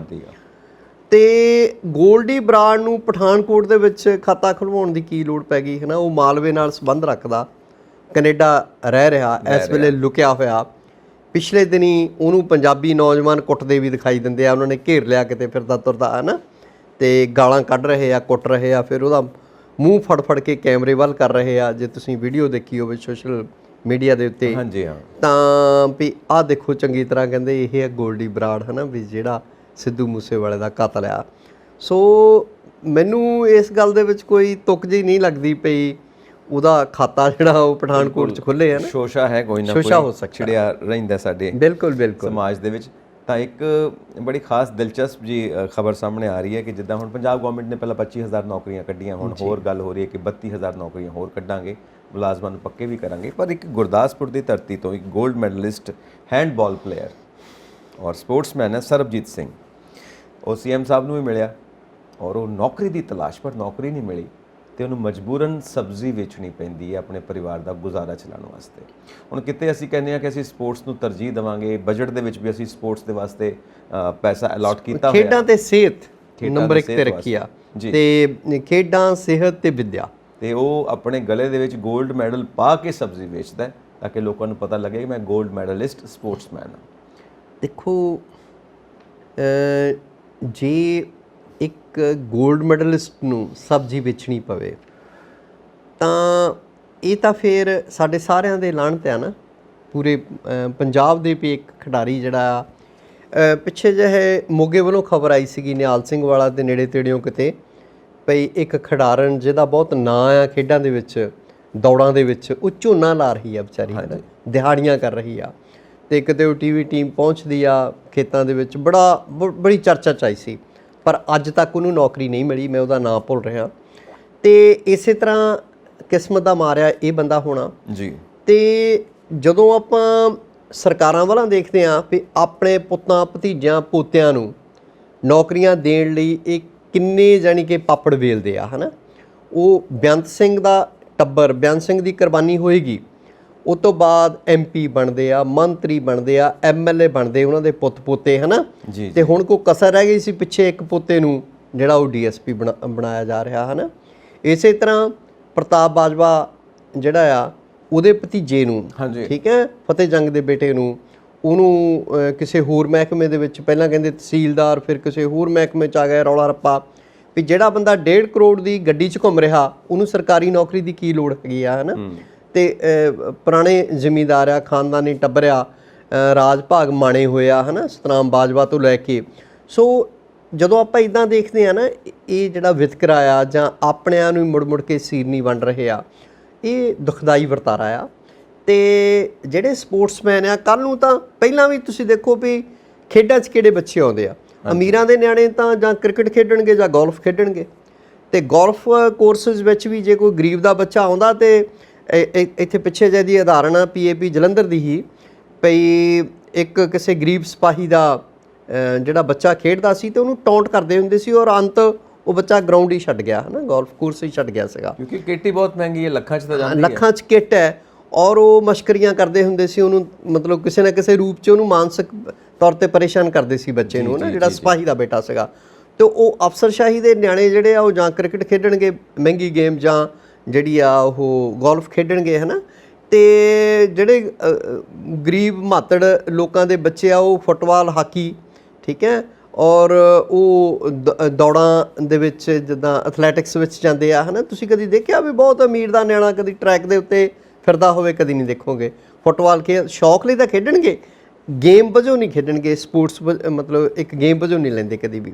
ਸੋ ਜੇ ਉਹਨਾਂ ਗਰੀਬ ਘਰਾਂ ਦੇ ਬੱਚੇ ਜੇ ਕਿਤੇ ਅੱਗੇ ਆ ਵੀ ਜਾਂਦੇ ਆ, ਦੇਸ਼ ਦਾ ਨਾਂ ਚਮਕਾਉਂਦੇ, ਸੂਬੇ ਦਾ ਨਾਂ ਚਮਕਾਉਂਦੇ ਆ, ਤੇ ਕਿਉਂ ਨਹੀਂ ਸਰਕਾਰਾਂ ਉਹਨਾਂ ਲਈ ਨੌਕਰੀ ਦਾ ਪ੍ਰਬੰਧ ਕਰਦੀਆਂ? ਬਿਲਕੁਲ ਪੋਲਿਟਿਕਸ ਹੈ, ਕਿਉਂਕਿ ਮੈਂ ਖੁਦ ਇਸ ਚੀਜ਼ ਦਾ ਖਾਮਿਆਜ਼ਾ ਭੁਗਤ ਚੁੱਕਾ। ਮੈਂ ਖੁਦ ਸਟੇਟ ਪਲੇਅਰ ਹਾਂ ਹਾਕੀ ਦਾ, ਸਕੂਲ ਟਾਈਮ ਦਾ ਜੀ। ਔਰ ਜੋ ਪੋਲਿਟਿਕਸ ਖੇਡੀ ਗਈ ਜੀ, ਔਰ ਜਿਸ ਤਰ੍ਹਾਂ ਮੈਂ ਫਿਰ ਟੀਮ ਛੱਡੀ ਜੀ, ਉਹ ਮੈਨੂੰ ਪਤਾ ਹੈ ਚੱਲਦਾ ਹੈ, ਉੱਥੇ ਭਾਈ ਭਤੀਜਾ ਜਿਹੜਾ ਨੈਪੋਟਿਜ਼ਮ ਚੱਲਦਾ ਹੈਗਾ, ਹੈ ਨਾ, ਭਾਈ ਭਤੀਜਾ ਬਾਅਦ ਚੱਲਦਾ ਅੱਜ ਵੀ ਮੈਂ ਸਿਲੈਕਸ਼ਨਸ ਵਿੱਚ, ਕਿ ਮਤਲਬ ਸਕੂਲ ਲੈਵਲ ਤੇ ਜੋ ਇੰਨਾ ਪੋਲਿਟਿਕਸ ਹੈ, ਜਦੋਂ ਮੈਂ ਕਾਲਜ ਲੈਵਲ ਤੇ ਖੇਡਦਾ ਹੁੰਦਾ ਤੇ ਉੱਥੇ ਪਤਾ ਨਹੀਂ ਕੀ ਹੋਣਾ ਸੀ। ਬਿਲਕੁਲ ਬਿਲਕੁਲ। ਉਹ ਤੁਸੀਂ, ਮੈਂ ਇੱਕ ਆਮ ਬੰਦੇ ਦੀ ਗੱਲ, ਵਿਤਕਰਾ ਇੰਨਾ ਆ ਵੀ ਮੈਂ ਇੱਕ ਲੈਫਟੀਨੈਂਟ ਜਨਰਲ ਦੀ ਬੇਟੀ ਨੂੰ ਜਾਣਦਾ ਜੀ, ਜਿਹੜੀ ਫਿਰ ਬਾਅਦ ਦੇ ਵਿੱਚ ਗਲਫੇਅਰ ਦੀ 에ਅਰ ਹੋਸਟੈਸ ਵੀ ਬਣਦੀ ਆ, ਵੀ ਉਹਦੀ ਹਾਕੀ ਦੀ ਜਿਹੜੀ ਵਿਮਨ ਟੀਮ ਹੈ, ਆਪਣੀ ਨੈਸ਼ਨਲ ਟੀਮ, ਉਹਦੇ ਚ ਸਿਲੈਕਸ਼ਨ ਜਿਹੜੀ ਆ ਸਿਰਫ ਵਿਤਕਰੇ ਕਰਕੇ ਰਹਿ ਗਈ ਸੀ ਉਸ ਬੱਚੀ ਦੀ। ਜੀ ਜੀ। ਤੇ ਜੇ ਮਤਲਬ ਫੌਜ ਦੇ ਇੱਕ ਐਡੇ ਅਫਸਰ ਦੀ ਧੀ ਜਿਹੜੀ ਆ ਉਹਦੇ ਨਾਲ ਵਿਤਕਰਾ ਹੋ ਸਕਦਾ ਤਾਂ ਆਮ ਬੰਦਿਆਂ ਨਾਲ ਤਾਂ ਫਿਰ ਹੁੰਦਾ ਹੀ ਹੋਵੇਗਾ। ਕੁਝ ਵੀ ਹੋ ਸਕਦਾ ਹੈ। ਸੋ ਆਪਾਂ ਅੱਗੇ ਵਧਦੇ ਹਾਂ ਜੀ। ਪਿੱਛੇ ਜੇ ਇੱਕ ਭਾਗੀ ਘਟਨਾ ਵਾਪਰੀ ਕਿ ਚੰਡੀਗੜ੍ਹ ਦੇ ਇੱਕ ਸਕੂਲ ਦੇ ਵਿੱਚ ਇੱਕ ਸੁੱਕਾ ਦਰਖਤ ਡਿੱਗ ਪਿਆ ਤੇ ਇੱਕ ਵਿਦਿਆਰਥੀ ਦੀ ਮੌਤ ਹੋ ਗਈ। ਤੇ ਹੁਣ ਪੰਜਾਬ ਸਕੂਲ ਸਿੱਖਿਆ ਬੋਰਡ ਨੇ ਇਹ ਨੋਟੀਫਿਕੇਸ਼ਨ ਜਾਰੀ ਕੀਤਾ ਹੈ ਕਿ ਸਾਰੇ ਸਕੂਲਾਂ ਦੀ ਤਹਿਕੀਕਾਤ ਕੀਤੀ ਜਾਵੇ ਜਿੱਥੇ ਵੀ ਇਦਾਂ ਦੇ ਕੋਈ ਖਤਰੇ ਵਾਲੇ ਦਰਖਤ ਨੇ ਜਾਂ ਕੋਈ ਹੋਰ ਖਤਰੇ ਵਾਲੀ ਬਿਲਡਿੰਗ ਹੈ, ਜਿੱਥੇ ਵੀ ਖਤਰਾ ਹੈ ਸਟੂਡੈਂਟਸ ਵਾਸਤੇ, ਉਹ ਸਾਨੂੰ ਰਿਪੋਰਟ ਕਰੋ, ਅਸੀਂ ਉੱਤੇ ਐਕਸ਼ਨ ਲਵਾਂਗੇ। ਔਰ ਖਾਸ ਤੌਰ ਤੇ ਅਸੀਂ ਦੇਖੀਏ ਤੇ ਸਿੱਖਿਆ ਦੇ ਉੱਤੇ ਜ਼ੋਰ ਦਿੱਤਾ ਗਿਆ, ਇਸ ਬਜਟ ਦੇ ਵਿੱਚ ਕਾਫੀ ਫੰਡ ਰੱਖੇ ਗਏ ਨੇ ਤਾਂ ਇਦਾਂ ਦੇ ਉਪਰਾਲੇ ਕੀਤੇ ਜਾਂਦੇ ਨੇ ਤਾਂ ਵਾਕਈ ਇਹ ਇੱਕ ਸ਼ਲਾਘਾਯੋਗ ਕਦਮ ਹੁੰਦਾ। ਦੇਖੋ ਮਾਊਂਟ ਕਾਰਮਲ ਸਕੂਲ ਦੀ ਗੱਲ ਆ ਜਿੱਥੇ ਉਹ ਬੱਚੀ ਜਿਹੜੀ ਆ, ਕਈ ਬੱਚੇ ਜ਼ਖਮੀ ਵੀ ਆ। ਪਹਿਲੀ ਗੱਲ ਤੇ ਆ ਵੀ ਜੇ ਪ੍ਰਸ਼ਾਸਨ ਨੇ ਉਹਨੂੰ ਹੈਰੀਟੇਜ ਐਲਾਨਿਆ ਹੋਇਆ ਸੀ, ਉਸ ਰੁੱਖ ਨੂੰ ਵਿਰਾਸਤੀ ਰੁੱਖ, 250 ਸਾਲ ਪੁਰਾਣਾ ਉਹ ਰੁੱਖ ਸੀਗਾ, ਤੇ ਉਹ ਜੜ੍ਹਾਂ ਸਮੇਤ ਜੇ ਡਿੱਗਦਾ ਤੇ ਉਹ ਜ਼ਿੰਮੇਵਾਰੀ ਕਿਹਦੀ ਆ? ਪ੍ਰਸ਼ਾਸਨ ਦੀ ਜ਼ਿੰਮੇਵਾਰੀ ਆ ਨਾ। ਬਿਲਕੁਲ ਹੈ। ਤੇ ਜ਼ਿੰਮੇਵਾਰੀ ਮਿੱਥ ਕੇ ਉਹਦੀ ਦੇਖ ਰੇਖ ਕਿਹਨੇ ਕਰਨੀ ਆ? ਉਹ ਕਿਹਨੇ ਦੇਖਣਾ ਵੀ ਇਹ ਡਿੱਗ ਵੀ ਸਕਦਾ ਕੱਲ ਨੂੰ ਬੱਚਿਆਂ ਦੇ ਉੱਤੇ? ਔਰ ਇੱਕ ਬੱਚੀ ਦੀ ਮੌਤ ਹੁੰਦੀ ਹੈ, ਇਹ ਕੋਈ ਨਿੱਕੀ ਜਿਹੀ ਘਟਨਾ ਨਹੀਂ ਹੈਗੀ, ਹੈ ਨਾ। ਇਹ ਪ੍ਰਸ਼ਾਸਨ ਦੀ ਸਰਾਸਰ ਅਣਗਹਿਲੀ ਆ ਔਰ ਜ਼ਿੰਮੇਵਾਰੀ ਮਿੱਥ ਕੇ ਮਿਸਾਲੀ ਸਜ਼ਾ ਮਿਲਣੀ ਚਾਹੀਦੀ ਆ ਤਾਂ ਕਿ ਅਗਲਿਆਂ ਨੂੰ ਜਿਹੜੀ ਆ ਉਹ ਲੋ ਹੋ ਜਵੇ ਹੋਰ ਅਧਿਕਾਰੀਆਂ ਨੂੰ, ਹੈ ਨਾ। ਬਿਲਕੁਲ ਵਿਰਾਸਤ ਤੁਸੀਂ ਕਿਹਾ, ਵਿਰਾਸਤੀ ਦਰਖਤ ਕਿਹਾ, ਬਿਲਕੁਲ ਉਦਾਂ ਹੀ ਵਿਰਾਸਤੀ ਕਈ ਬਿਲਡਿੰਗਸ ਨੂੰ ਤੁਸੀਂ ਕਹਿੰਦੇ। ਜੇ ਪ੍ਰਸ਼ਾਸਨ ਨੇ ਮਤਲਬ ਉਹਨੂੰ ਵਿਰਾਸਤ ਐਲਾਨਿਆ ਆ, ਜੇ ਕੋਈ ਬਿਲਡਿੰਗ ਹੈ, ਜੇ ਬਿਲਡਿੰਗ ਵਿਰਾਸਤੀ ਐਲਾਨੀ ਆ, ਉਹਦੀ ਛੱਤ ਹੀ ਕਿਸੇ ਤੇ ਡਿੱਗ ਪਵੇ, 10 ਬੰਦੇ ਮਰ ਜਾਣ ਤਾਂ ਉਹ ਕਿਹਦੀ ਜ਼ਿੰਮੇਵਾਰੀ ਆ? ਇਹਦਾ ਮਤਲਬ ਤੁਸੀਂ ਵਿਰਾਸਤ ਨੂੰ ਸੰਭਾਲ ਕੇ ਨਹੀਂ ਰੱਖਦੇ, ਗੱਲਾਂ ਜ਼ਰੂਰ ਕਰਦੇ ਆ, ਹੈ ਨਾ। ਫਿਰ ਉਹ ਸਕੂਲ ਪ੍ਰਸ਼ਾਸਨ ਦੀ ਵੀ ਜ਼ਿੰਮੇਵਾਰੀ ਬਣਦੀ ਆ। ਜੀ ਜੀ ਜੀ। ਭਈ ਜੇ ਕੋਈ ਵਿਰਾਸਤੀ ਰੋਕਿਆ ਸਕੂਲ ਦੇ ਵਿੱਚ ਤੇ ਸਕੂਲ ਵਾਲੇ ਕੀ ਕਰਦੇ ਆ? ਉਹ ਉਸ ਉੱਤੇ ਪਏ ਨੇ। ਸੋ ਇਹ ਜ਼ਿੰਮੇਵਾਰੀ ਇਹਨਾਂ ਸਾਰਿਆਂ ਦੀ ਸਮੂਹਕ ਜ਼ਿੰਮੇਵਾਰੀ ਬਣਦੀ ਆ, ਵਿੱਚੇ ਪ੍ਰਸ਼ਾਸਨ ਦੀ, ਵਿੱਚੇ ਸਕੂਲ ਐਡਮਿਨਿਸਟ੍ਰੇਸ਼ਨ ਦੀ। ਠੀਕ ਹੈ ਨਾ। ਅਸੀਂ ਆਪਣੀ ਵਿਰਾਸਤ ਨੂੰ ਕਿੰਨਾ ਸਾਂਭ ਇੱਕ ਬੱਚੇ ਦੀ ਜਾਨ ਚਲੀ ਜਾਂਦੀ ਆ, ਬਹੁਤ ਜ਼ਬਰਦਸਤ ਗੱਲ ਹੈ। ਫਿਰ ਕੁਝ ਬੱਚੇ ਜ਼ਖਮੀ ਹੁੰਦੇ ਆ, ਕੋਈ ਪੀਜੀਆਈ ਪਿਆ, ਕੋਈ 16 ਦੇ ਜਨਰਲ ਹਸਪੀਟਲ ਦੇ ਵਿੱਚ ਪਿਆ, ਕੋਈ ਕਿਤੇ ਪਿਆ, ਕੋਈ 34 ਦੇ ਵਿੱਚ ਇੱਕ ਹਸਪੀਟਲ ਆ ਉੱਤੇ ਪਏ ਨੇ ਬੱਚੇ। ਤਾਂ ਮਾੜੀ ਗੱਲ ਆ ਨਾ, ਇਹ ਮੰਦਭਾਗੀ ਵੀ ਆ, ਮਾੜੀ ਵੀ ਆ। ਬਿਲਕੁਲ ਜੀ ਸਤੀ ਜੀ, ਮੈਂ ਇਹੀ ਗੱਲ ਕਹਿਣ ਲੱਗਾ ਕਿ ਅਸੀਂ ਆਪਣੀ ਵਿਰਾਸਤ ਨੂੰ ਕਿੰਨਾ ਕੁ ਸੰਭਾਲ ਕੇ ਰੱਖਦੇ ਆ, ਕਿੰਨਾ ਕੁ ਸਾਂਭ ਕੇ ਰੱਖਦੇ ਆ, ਸਾਨੂੰ ਸਭ ਨੂੰ ਪਤਾ ਜੀ। ਸਾਡੇ ਤਾਂ ਆਪਣੇ ਚੱਕਰ ਖਤਮ ਨਹੀਂ ਹੁੰਦੇ ਕਿ ਕੁਰਸੀ ਖੇਡਦੇ ਕਿ ਮੇਰੀ ਕੁਰਸੀ ਸਲਾਮਤ ਕਿਵੇਂ ਰਵੇ। ਸਾਡੇ ਕੋਲ ਸਮਾਂ ਕਿੱਥੇ ਵਿਰਾਸਤ ਵੱਲ ਵੇਖਣ ਦਾ? ਐਗਜ਼ੈਕਟਲੀ। ਸਾਨੂੰ ਤਾਂ ਆਪਣੀ ਪਿਆ ਰਹਿੰਦਾ ਸਾਰਾ ਦਿਨ। ਸੋ ਆਪਣਾ ਵੀ ਪਿਆ ਰਹਿੰਦਾ ਤੇ ਨਾਲ ਆਪਣੇ ਜਿਹੜੇ ਭਾਈ ਭਤੀਜੇ ਨੇ ਉਹਨਾਂ ਦਾ ਵੀ ਪਿਆਰ ਰਹਿੰਦਾ। ਖੈਰ ਆਪਾਂ ਅੱਗੇ ਵਧਦੇ ਹਾਂ, ਹੋਰ ਕਿਉਂ ਜ਼ਿਆਦਾ ਆਪਾਂ ਗੱਲਾਂ ਖੋਲਣੀਆਂ ਨੇ ਇਹਨਾਂ ਦੀਆਂ ਜੀ। ਸੋ ਅਗਲੀ ਗੱਲ ਹੈ ਕਿ ਅਮਰੀਕਾ ਦੀ ਧਰਤੀ ਦੇ ਉੱਤੇ ਇੱਕ ਨਵਾਂ ਮਤਲਬ ਜਿੱਦਾਂ ਤੁਸੀਂ ਕਹਿੰਦੇ ਹੋ ਨਾ ਮਿਸਾਲ ਦਿੱਤੀ ਜਾਂਦੀ ਹੈ, ਤਾਂ ਇਦਾਂ ਹੀ ਇੱਕ ਮਿਸਾਲ ਹੋਰ ਹੈ ਕਿ ਜੋ ਪਿੱਛੇ ਜੇ ਬਹੁਤ ਚੱਲਿਆ ਸੀ ਬਲੈਕ ਲਾਈਫ ਮੈਟਰਸ, ਉਹਦੇ ਵਿੱਚ ਇੱਕ ਡੈਥ ਵੀ ਹੋਈ ਸੀ ਜਾਰਜ ਫਲੋਇਡ ਦੀ ਜੀ, ਤੇ ਹੁਣ ਸਜ਼ਾ ਮਿਲੀ ਹੈ ਉਹਨਾਂ ਦੇ। ਜਾਰਜ ਫਲੋਇਡ ਦੇਖੋ ਇੱਕ ਜਿਹੜਾ ਆ ਬਲੈਕ ਪਰਸਨ ਸੀਗਾ ਜੀ, ਤੇ ਪਹਿਲਾਂ ਤੁਸੀਂ ਆਪਾਂ ਨੂੰ ਸ਼ਾਇਦ ਯਾਦ ਹੋਵੇ ਪਈ ਨੀਗਰੋ ਲਫ਼ਜ਼ ਵਰਤਦੇ ਸੀ ਕਾਲਿਆਂ ਲਈ। ਬਿਲਕੁਲ ਜੀ। ਤਾਂ ਫਿਰ ਉਹ ਲਫ਼ਜ਼ ਗਾਲ ਸਮਝਿਆ ਜਾਣ ਲੱਗ ਪਿਆ, ਹੈ ਨਾ। ਤੇ ਹੁਣ ਉਹਨਾਂ ਨੂੰ ਬਲੈਕ ਪੀਪਲ ਜਾਂ ਬਲੈਕ ਅਮਰੀਕਨਸ ਹੈ ਨਾ ਕਹਿ ਦਿੰਦੇ ਆ, ਹੈ ਨਾ। ਤੇ ਵਾਈਟ ਪੀਪਲ ਆ, ਬਲੈਕ ਆ, ਪਰ ਕਿਉਂਕਿ ਅਮਰੀਕਾ ਤੇ ਹੋਰ ਯੂਰਪ ਦੇ ਦੇਸ਼ਾਂ ਵਿੱਚ ਬਹੁਤ ਸਾਰੇ ਜਿਹੜੇ ਆ ਅਫਰੀਕਨ ਦੇਸ਼ਾਂ ਤੋਂ ਆਪਾਂ ਜਾਣਦੇ ਹਾਂ ਪਈ ਗੁਲਾਮ ਬਣਾ ਕੇ ਵੀ ਲੋਕ ਉੱਥੇ ਲਿਜਾਏ ਗਏ ਸੀ। ਮਾਰਟਿਨ ਲੂਥਰ ਤੋਂ ਇਹ ਜਿਹੜੀ ਇੰਡੀਪੈਂਡੈਂਸ ਦੀ ਲਹਿਰ ਚੱਲਦੀ ਹੈ, ਠੀਕ ਹੈ ਜੀ। ਔਰ ਉਸ ਤੋਂ ਬਾਅਦ ਕੀ ਆ ਪਈ ਚਾਹੇ ਉੱਥੇ ਜਿਹੜੇ ਸਾਰੇ ਅਮਰੀਕਾ 'ਚ ਰਹਿਣ ਵਾਲੇ ਬਲੈਕ ਅਮਰੀਕਨਸ ਨੇ ਉਹ ਕਹਿ ਲਓ ਪਈ ਉਹਨਾਂ ਦਾ ਪਿਛੋਕੜ ਇਹੋ ਜਿਹਾ ਨਹੀਂ, ਕੁਛ ਉੱਥੇ ਇਮੀਗ੍ਰਾਂਟ ਬਣ ਕੇ ਗਏ ਆ, ਕੁਛ ਨੌਕਰੀਆਂ ਲਈ ਗਏ ਆ ਜਿਵੇਂ ਹੋਰ ਦੇਸ਼ਾਂ ਦੇ ਲੋਕ ਜਾਂਦੇ ਨੇ, ਪਰ ਕਿਤੇ ਨਾ ਕਿਤੇ ਰੇਸਿਜ਼ਮ ਜਿਹੜਾ ਆ ਉਹ ਆਪਾਂ ਦੇਖਦੇ ਹੈਗੇ ਆ। ਹਾਂਜੀ। ਤੇ ਜਾਰਜ ਮਤਲਬ ਉਹਨਾਂ ਦਾ ਹੈਂਕੜ ਭਰਿਆ ਰਵੱਈਆ ਗੋਰਿਆਂ ਦਾ ਕਾਲਿਆਂ ਪ੍ਰਤੀ ਆਪਾਂ ਦੇਖਦੇ ਆ ਤੇ ਨਫ਼ਰਤ ਵੀ ਦੇਖਦੇ ਆ। ਹਾਂਜੀ, ਠੀਕ ਆ, ਤਾਨੇ ਮਿਹਣੇ ਵੀ ਦਿੰਦੇ ਆ, go back to your countries ਵੀ ਕਹਿੰਦੇ ਆ, ਹੈ ਨਾ। ਤੇ ਸਾਨੂੰ ਜਿਹੜੇ ਏਸ਼ੀਅਨ ਆ ਆਪਾਂ ਨੂੰ ਵੀ ਇੱਦਾਂ ਦੇ ਮਿਹਣੇ ਕਿਤੇ ਕਿਤੇ ਸੁਣਨ ਨੂੰ ਮਿਲਦੇ ਹੈਗੇ ਆ, ਹੈ ਨਾ। ਕਿਤੇ ਕਿਤੇ ਜਿਹੜੇ ਸਰਦਾਰ ਆ ਉਹਨਾਂ ਨੂੰ ਵੀ ਟੈਰਰਿਸਟ ਸਮਝਿਆ ਜਾਂਦਾ, ਇਸਲਾਮਿਕ ਟੈਰਰਿਸਟ ਨਾਲ ਜੋੜ ਕੇ ਉਹਨਾਂ 'ਤੇ ਵੀ ਹਮਲੇ ਹੁੰਦੇ ਦੇਖਦੇ ਆਪਾਂ ਵੀ ਪਗੜੀ ਕਰਕੇ, ਹੈ ਨਾ। ਤੇ ਸਰਕਾਰ ਨੇ ਕੁਛ ਉਪਰਾਲੇ ਵੀ ਕੀਤੇ ਆ ਜਾਂ ਥੋੜ੍ਹਾ ਜਿਹਾ ਮੀਡੀਆ ਰਾਹੀਂ ਪ੍ਰਚਾਰ ਵੀ ਕਰਨ ਦਾ ਯਤਨ ਕੀਤਾ ਵੀ ਸਿੱਖ ਹੋਰ ਨੇ ਤੇ ਅਰਬੀ ਲੋਕ ਹੋਰ ਨੇ, ਹੈ ਨਾ। ਹਾਂਜੀ, ਉਹ ਦਸਤਾਰ ਕਰਕੇ ਕਨਫਿਊਜ਼ ਹੁੰਦੇ ਨੇ। ਬਿਲਕੁਲ। ਜਾਰਜ ਫਲਾਇਡ ਦਾ ਮਸਲਾ ਸੀਗਾ ਵੀ ਤੁਸੀਂ ਦੇਖੋ ਉਹ ਕਈ ਮਿੰਟ ਜਿਹੜਾ ਆ ਉਹਦੀ ਧੌਣ ਤੇ ਗੋਡਾ ਰੱਖ ਛੱਡਿਆ, ਜਿਹੜਾ ਸੰਬੰਧਿਤ ਅਫਸਰ ਆ ਜਿਹੜਾ ਵਾਈਟ ਸੀਗਾ, ਹੈ ਨਾ। ਤੇ ਬੜਾ ਰੌਲਾ ਰੱਪਾ ਪਿਆ, ਪੂਰਾ ਦੇਸ਼ ਹਿੱਲਿਆ ਸੀਗਾ ਜਦੋਂ ਬਲੈਕ ਲਾਈਵਸ ਮੈਟਰ ਆਪਾਂ ਸਾਰੇ ਜਾਣਦੇ ਹੀ ਹਾਂ। ਤੇ ਹੁਣ ਜਿਹੜੀ ਸਜ਼ਾ ਮਿਲੀ ਆ ਅਦਾਲਤ ਵੱਲੋਂ ਉਹ ਵੀ ਮਿਸਾਲੀ ਸਜ਼ਾ ਆ। 21 ਸਾਲ ਦੀ ਸਜ਼ਾ ਥੋੜ੍ਹੀ ਨਹੀਂ ਹੁੰਦੀ ਤੇ ਅਦਾਲਤ ਨੇ ਸਖਤ ਟਿੱਪਣੀਆਂ ਵੀ ਕੀਤੀਆਂ ਹੈਗੀਆਂ ਤੇ 21 ਸਾਲ ਦੀ ਸਜ਼ਾ ਵੀ ਉਸ ਸੰਬੰਧਿਤ ਪੁਲਿਸ ਅਫਸਰ ਨੂੰ ਕੀਤੀ ਆ। ਮੈਂ ਸਮਝਦਾ ਵੀ ਇਹੋ ਜਿਹੀ ਮਿਸਾਲੀ ਸਜ਼ਾ ਹੋਰ ਅਫਸਰਾਂ ਲਈ ਵੀ ਸਬਕ ਬਣੂਗੀ। ਬਿਲਕੁਲ ਜੀ, ਰੇਸਿਜ਼ਮ ਕਿਤੇ ਵੀ ਹੋਵੇ ਬੁਰੀ ਹੈ, ਚਾਹੇ ਉਹ ਭਾਰਤ ਵਿੱਚ ਹੈ ਜਾਂ ਨੌਜਵਾਨ ਸੀ ਜਾਰਜ ਫਲਾਇਡ, ਕੋਈ ਮਤਲਬ ਨੌਜਵਾਨ ਬੱਚਾ ਸੀਗਾ ਦੁਨੀਆ ਦੇ ਕਿਸੇ, ਕਿਉਂਕਿ ਮੈਂ ਮਾਰਟਿਨ ਲੂਥਰ ਜੀ ਦੀ ਗੱਲ ਕੀਤੀ ਹੈ, ਕਿਸੇ ਔਨ ਲੁੱਕਰ ਨੇ ਨਾ ਜਿਹੜਾ ਕੋਈ ਲਾਗੇ ਖੜੇ ਸੀ, ਕਿਸੇ ਲੇਡੀ ਨੇ ਉਹਦੀ ਵੀਡੀਓ ਬਣਾਈ, ਉਹ ਫਿਰ ਵਾਇਰਲ ਹੋਈ, ਕਈ ਕੁਛ ਹੋਇਆ ਜੀ। ਮਾਰਟਿਨ ਲੂਥਰ ਉਹ ਹਮੇਸ਼ਾ ਇਹ ਗੱਲ ਮਾਰਟਿਨ ਲੂਥਰ ਕਿੰਗ ਜਿਹਨੂੰ ਕਹਿੰਦੇ ਮਾਰਟਿਨ ਲੂਥਰ ਕਿੰਗ, ਔਰ ਉਹਨਾਂ ਨੇ ਹਮੇਸ਼ਾ ਹੀ ਇਹ ਗੱਲ ਕਹੀ ਹੈ ਕਿ ਜੇ ਇਨਜਸਟਿਸ, ਅਨਿਆਂ ਦੁਨੀਆ ਦੇ ਕਿਸੇ ਕੋਨੇ 'ਚ ਵੀ ਹੁੰਦਾ ਹੈ, ਇਹਦਾ ਮਤਲਬ ਹੈ ਪੂਰੀ ਦੁਨੀਆ 'ਚ ਹੋ ਰਿਹਾ ਹੈ, ਕਿਉਂਕਿ ਉਹ ਐਗਜ਼ਿਸਟ ਕਰ ਰਿਹਾ। ਬਿਲਕੁਲ। Human life matters. ਜਦੋਂ ਤੁਸੀਂ ਹਿਊਮਨ ਰਾਈਟਸ ਦੀ ਗੱਲ ਕਰਦੇ ਹੋ ਤਾਂ ਕਿਤੇ ਵੀ ਹਿਊਮਨ ਰਾਈਟਸ ਦੇ ਖਿਲਾਫ ਕੋਈ ਗੱਲ ਹੁੰਦੀ ਦੁਨੀਆ ਦੇ ਕਿਸੇ ਵੀ ਕੋਨੇ 'ਚ, ਇਹਦਾ ਮਤਲਬ ਇਨਸਾਨ ਦੀ ਸੋਚ ਦੇ ਵਿੱਚ ਇਹ ਗੱਲ ਹੈ।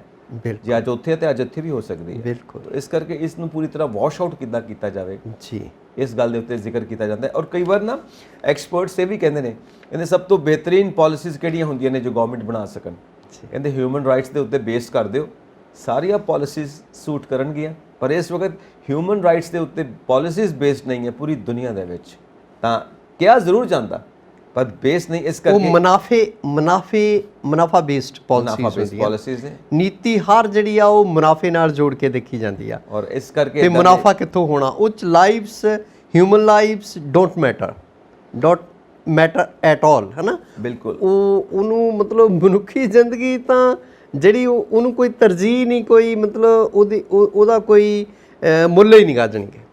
ਬਿਲਕੁਲ ਸਹੀ ਗੱਲ ਹੈ, ਕਿਉਂਕਿ ਹਰ ਚੀਜ਼ ਨੂੰ ਅਸੀਂ ਬਿਜ਼ਨਸ ਬਣਾ ਦਿੱਤਾ ਗਿਆ। ਬਿਲਕੁਲ। ਜਿਹੜੇ ਦੇਸ਼ ਨੇ ਨਾ ਵੱਖ-ਵੱਖ, ਐਕਸਪਰਟਸ ਕਹਿੰਦੇ ਨੇ ਇਹ ਦੇਸ਼ ਨਹੀਂ ਰਹਿ ਗਏ, ਹੁਣ ਕੰਪਨੀਆਂ ਬਣ ਗਈਆਂ ਨੇ ਬਿਲਕੁਲ, ਜਿਹੜੀਆਂ ਪ੍ਰੋਫਿਟ ਐਂਡ ਲਾਸ ਨੂੰ ਦੇਖ ਕੇ ਚੱਲਦੀਆਂ ਨੇ। ਇਸ ਕਰਕੇ ਹਿਊਮਨ ਲਾਈਫ ਮੈਟਰ ਨਹੀਂ ਕਰਦੀ। ਕਾਰਪੋਰੇਟ ਸੈਕਟਰ ਜਿਹੜਾ ਹੈ ਨਾ ਦੁਨੀਆ ਨੂੰ ਇਸ ਵੇਲੇ ਚਲਾ ਰਿਹਾ ਹੈ, ਕਿਉਂਕਿ ਲਾਈਫ ਨੂੰ ਅਸੀਂ ਬੈਲੈਂਸ ਸ਼ੀਟ ਬਣਾ ਦਿੱਤਾ। ਬਿਲਕੁਲ। ਸ਼ੇਅਰ ਮਾਰਕੀਟ ਦੇ ਵਾਕਣ ਕੇ ਉੱਪਰ ਗ੍ਰਾਫ ਹੈ ਕਿ ਥੱਲੇ ਗ੍ਰਾਫ ਹੈ, ਉਹਦੇ ਮੁਤਾਬਿਕ ਤੁਰਨਾ। ਹਿਊਮਨ ਲਾਈਫ ਮੈਟਰ ਹੀ ਨਹੀਂ ਕਰਦੀ, ਔਰ ਪੂਰੀ ਨੇਚਰ ਨੂੰ ਅਸੀਂ ਦੌਲਤ ਦੇ ਵਿੱਚ ਬਦਲਣ ਦੇ ਵਾਸਤੇ ਲੱਗੇ ਹੋਏ ਹਾਂ ਪੂਰੀ ਜ਼ੋਰ ਨਾਲ। ਇਸ ਕਰਕੇ ਹਿਊਮਨ ਲਾਈਫ ਮੈਟਰ ਨਹੀਂ ਕਰਦੀ, ਪ੍ਰੋਫਿਟ ਐਂਡ ਲਾਸ, ਔਰ ਇਹ ਚੀਜ਼ ਚੱਲ ਰਹੀ ਹੈ। ਔਰ ਇਹਦੇ ਉੱਤੇ ਇੱਕ ਰਿਪੋਰਟ ਵੀ ਆਈ ਆ। ਰਿਪੋਰਟ ਇਹ ਆਈ ਹੈ ਕਿ ਆਉਣ ਵਾਲੇ 12 ਮਹੀਨਿਆਂ ਦੇ ਵਿੱਚ, 1 ਜਾਂ 1.5 ਸਾਲ ਦੇ ਅੰਦਰ ਪੂਰੀਆਂ ਵਰਲਡ ਦੀਆਂ ਜਿਹੜੀਆਂ ਇਕੋਨਮੀਜ਼ ਨੇ ਉਹਦੇ ਵਿੱਚ ਕਈ ਇੰਪੋਰਟੈਂਟ ਇਕੋਨਮੀਜ਼ ਜਿੱਦਾਂ ਅਮਰੀਕਾ ਦੀ ਹੈ, UK ਦੀ ਹੈ, ਸਾਊਥ ਕੋਰੀਆ ਹੈ, ਔਰ ਉਸ ਤੋਂ ਇਲਾਵਾ ਜਾਪਾਨ ਦੀ ਵੀ ਗੱਲ ਹੋ ਰਹੀ ਆ। ਸੋ ਕਈ ਐਸੀਆਂ ਇਕੋਨਮੀਜ਼ ਨੇ ਜੋ ਮੰਦੀ ਵੱਲ ਵੱਧਦੀਆਂ ਪਈਆਂ ਨੇ, ਔਰ ਜਿਹਦਾ ਨਤੀਜਾ ਪੂਰੇ ਵਰਲਡ ਨੂੰ ਭੁਗਤਣਾ ਪੈ ਸਕਦਾ ਹੈ, ਕਿਉਂਕਿ ਇਹ ਵੀ ਚੀਜ਼ਾਂ ਸਾਹਮਣੇ ਆ ਰਹੀਆਂ ਨੇ। ਕਿਉਂਕਿ ਜੋ ਕਾਸਟ ਆਫ ਲਿਵਿੰਗ ਹੈ ਉਹ ਵੱਧਦੀ ਪਈ ਹੈ, ਮਹਿੰਗਾਈ ਵੱਧਦੀ ਪਈ ਹੈ। ਆਮ ਬੰਦੇ ਦਾ ਤਾਂ ਜੀਣਾ ਦੁੱਭਰ ਹੈ, 2 ਡੰਗ ਦੀ ਰੋਟੀ ਨਹੀਂ ਖਾ ਸਕਦਾ। ਔਰ ਉਹੀ ਪਾਲਿਸੀਜ਼ ਦੀ ਗੱਲ ਜੋ ਤੁਸੀਂ ਕਹਿ ਰਹੇ ਹੋ, ਪ੍ਰੋਫਿਟ ਐਂਡ ਲਾਸ, ਔਰ ਪਾਲਿਸੀਆਂ ਇੰਨੀਆਂ ਸਖਤ ਹੋ ਚੁੱਕੀਆਂ ਨੇ ਸਟ੍ਰਿਕਟਲੀ ਟੂ ਦ ਪ੍ਰੋਫਿਟ, ਔਰ human life does not matter. So ਇਹ ਚੀਜ਼ਾਂ ਬਹੁਤ ਖਤਰਨਾਕ ਨੇ, ਤਾਂ ਹੀ ਅਸੀਂ ਹਿਊਮਨ ਰਾਈਟਸ ਦੀ ਵੀ ਗੱਲ ਕਰਦੇ ਹਾਂ, ਔਰ UNO ਦੇ ਵਿੱਚ ਤਾਂ ਖਾਸ ਤੌਰ 'ਤੇ ਇਸ ਚੀਜ਼ ਦੀ ਗੱਲ ਹੁੰਦੀ ਰਹਿੰਦੀ ਹੈ ਕਿ ਕੁਝ ਵੀ ਕਰੋ ਦੁਨੀਆ ਦੇ ਵਿੱਚ ਕਿਤੇ ਵੀ ਹੋਵੇ, ਹਿਊਮਨ ਰਾਈਟਸ ਦੇਖੋ। ਹੁਣ ਯੂਕਰੇਨ ਦੀ ਜਿਹੜੀ ਵਾਰ ਚੱਲਦੀ ਪਈ ਹੈ ਰਸ਼ੀਆ ਦੀ, ਹਿਊਮਨ ਰਾਈਟਸ ਕਿੱਥੇ ਨੇ ਹੁਣ? ਕੀ ਕੁਝ ਹੋ ਗਿਆ ਉੱਥੇ? ਹੁਣ ਰਹਿ ਵੀ ਕੀ ਗਿਆ ਹੋਣਾ, ਸਭ ਕੁਝ ਤੇ ਹੋ ਗਿਆ, ਪਰ ਸਟਿਲ ਹਥਿਆਰ ਸਪਲਾਈ ਹੋ ਰਹੇ ਨੇ, still war is going on, human lifes ਜਾ ਰਹੀਆਂ ਨੇ। ਉਹੀ ਗੱਲ, human life does not matter. ਉੱਥੇ ਵੀ ਵਾਰ ਇਜ਼ ਬਿਜ਼ਨਸ, ਪ੍ਰੋਫਿਟ ਕਿੱਥੋਂ ਹੋਏਗਾ? ਕਿਉਂਕਿ ਆਪਣੇ ਹਥਿਆਰ ਜੰਗ ਇਸ ਵੇਲੇ ਨਾ ਕਾਰੋਬਾਰ ਬਣ ਚੁੱਕੀ ਆ। ਬਿਲਕੁਲ ਸਹੀ ਗੱਲ ਹੈ, ਕਿਉਂਕਿ ਵੈਪਨ ਬਣਾਉਣਾ ਸੈਟੇਲਾਈਟ ਇੰਡਸਟਰੀ ਆ। ਜਿਹੜੀ ਚੀਜ਼ ਬਣੇਗੀ ਉਹਨੂੰ ਕਿਤੇ ਨਾ ਕਿਤੇ ਵੇਚਣਾ ਵੀ ਤਾਂ ਹੈ ਨਾ, ਇਸਤੇਮਾਲ ਵੀ ਤਾਂ ਕਰਨਾ ਹੈ। ਸੋ ਇਹ ਚੀਜ਼ਾਂ ਸਾਹਮਣੇ ਆ ਰਹੀਆਂ ਨੇ। ਸੋ ਹੁਣ ਆਪਾਂ ਅੱਗੇ ਵਧਦੇ ਹਾਂ ਸੱਤੀ ਜੀ, ਔਰ ਪੰਜਾਬ ਦੇ ਵਿੱਚ ਤੇ ਅੱਜ ਸਵੇਰ ਦਾ ਹੀ ਪੁਲਿਸ ਨੇ ਕਾਫੀ ਘੇਰਿਆ ਪਾਏ ਹੋਏ ਨੇ। ਭੋਗਪੁਰ ਪਿੰਡ ਦੇ ਲਾਗੇ ਇੱਕ ਪਿੰਡ ਹੈਗਾ ਕਿੰਗਰਾ ਚੋ ਵਾਲਾ, ਹਾਂਜੀ, ਉੱਥੇ ਤੇ ਕਹਿੰਦੇ ਪੂਰੀ ਨਫਰੀ ਪਹੁੰਚੀ ਹੋਈ ਹੈ ਪੁਲਿਸ ਦੀ, ਤੇ ਰੇਡਸ ਹੋ ਰਹੇ ਨੇ। ਕਿਉਂਕਿ ਦੇਖੋ SSP ਦੀ ਅਗਵਾਈ 'ਚ, SSP ਰੂਰਲ ਜਿਹੜੇ ਆ ਜਲੰਧਰ ਦੇ, ਉਹਨਾਂ ਦੀ ਅਗਵਾਈ 'ਚ 300 ਬੰਦਾ ਪੁਲਿਸ ਦਾ ਉੱਥੇ ਲੱਗਾ ਹੋਇਆ ਕਿੰਗਰਾ ਚੋ ਵਾਲੇ 'ਚ, ਹੈ ਨਾ। ਔਰ ਅਰਪਤ ਸ਼ੁਕਲਾ ਜਿਹੜੇ ਸੀਨੀਅਰ ਆਫੀਸਰ ਨੇ ਉਹ ਜਲੰਧਰ ਬੈਠੇ ਆ, ਹੈ ਨਾ।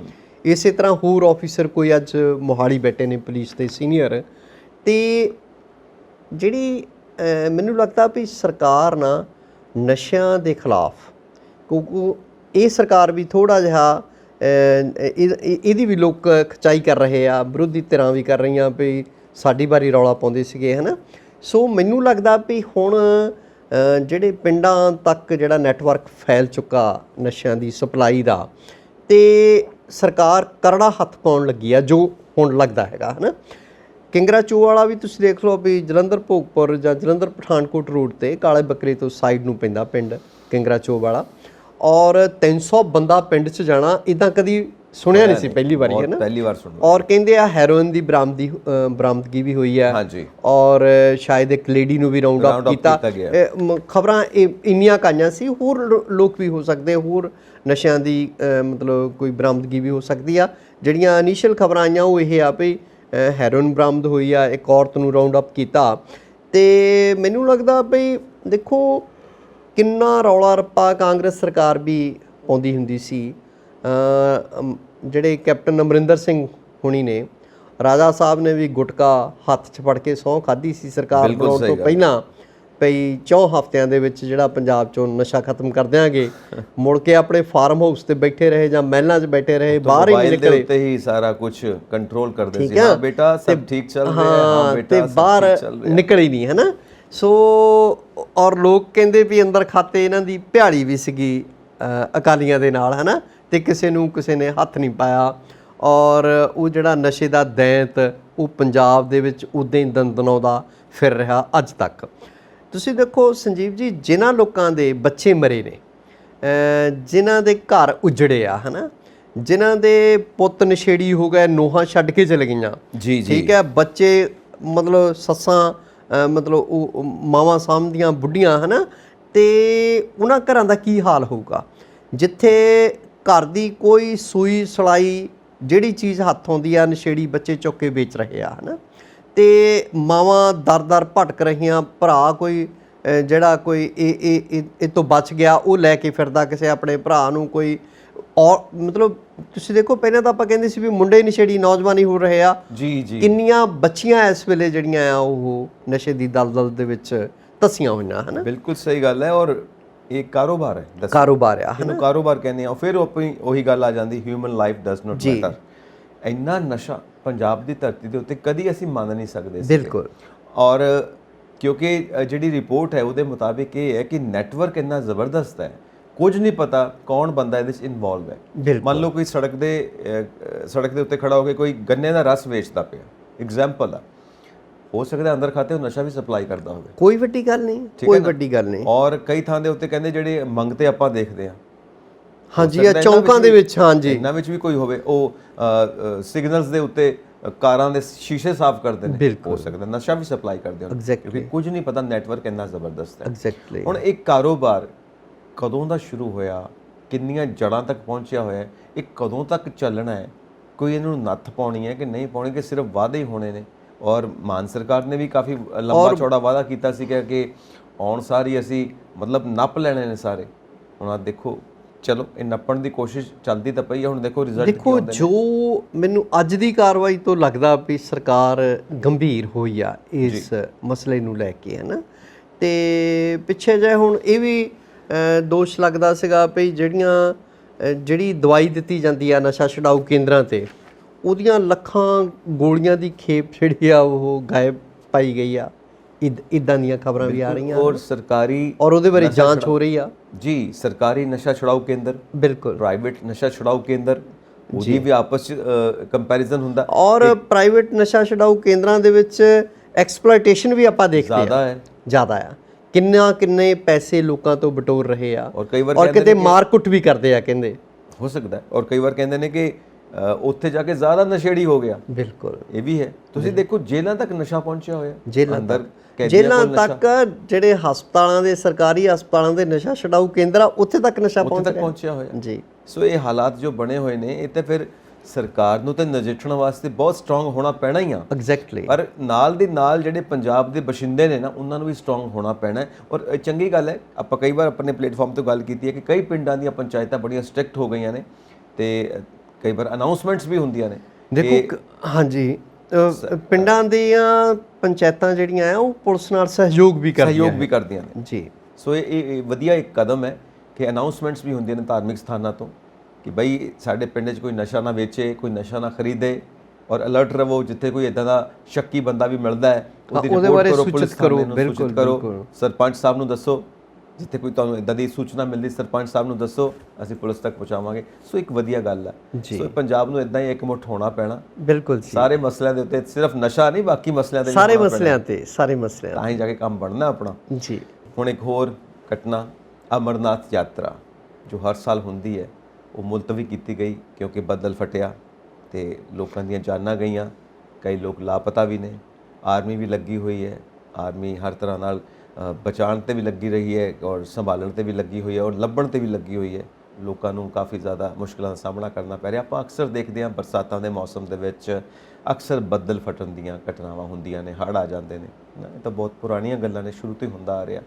ਸੋ ਮੁਸੀਬਤ ਤਾਂ ਬਣੀ ਹੋਈ ਲੋਕਾਂ ਉੱਤੇ। ਦੇਖੋ ਹੁਣ 16 ਮੌਤਾਂ ਤਾਂ ਦੀ ਪੁਸ਼ਟੀ ਹੋ ਗਈ ਔਰ 40 ਤੋਂ ਵੱਧ ਕਹਿੰਦੇ ਸੀ ਲਾਪਤਾ ਆ, ਹੈ ਨਾ ਜੀ। ਤੇ ਹੁਣ ਉਹ ਗਿਣਤੀ ਵੱਧ ਰਹੀ ਆ, ਹੈ ਨਾ, ਲਾਪਤਾ ਲੋਕਾਂ ਦੀ। ਔਰ ਬਿਲਕੁਲ ਅਮਰਨਾਥ ਦੀ ਗੁਫਾ ਦੇ ਕੋਲ ਬੱਦਲ ਫਟਦਾ ਹੈਗਾ।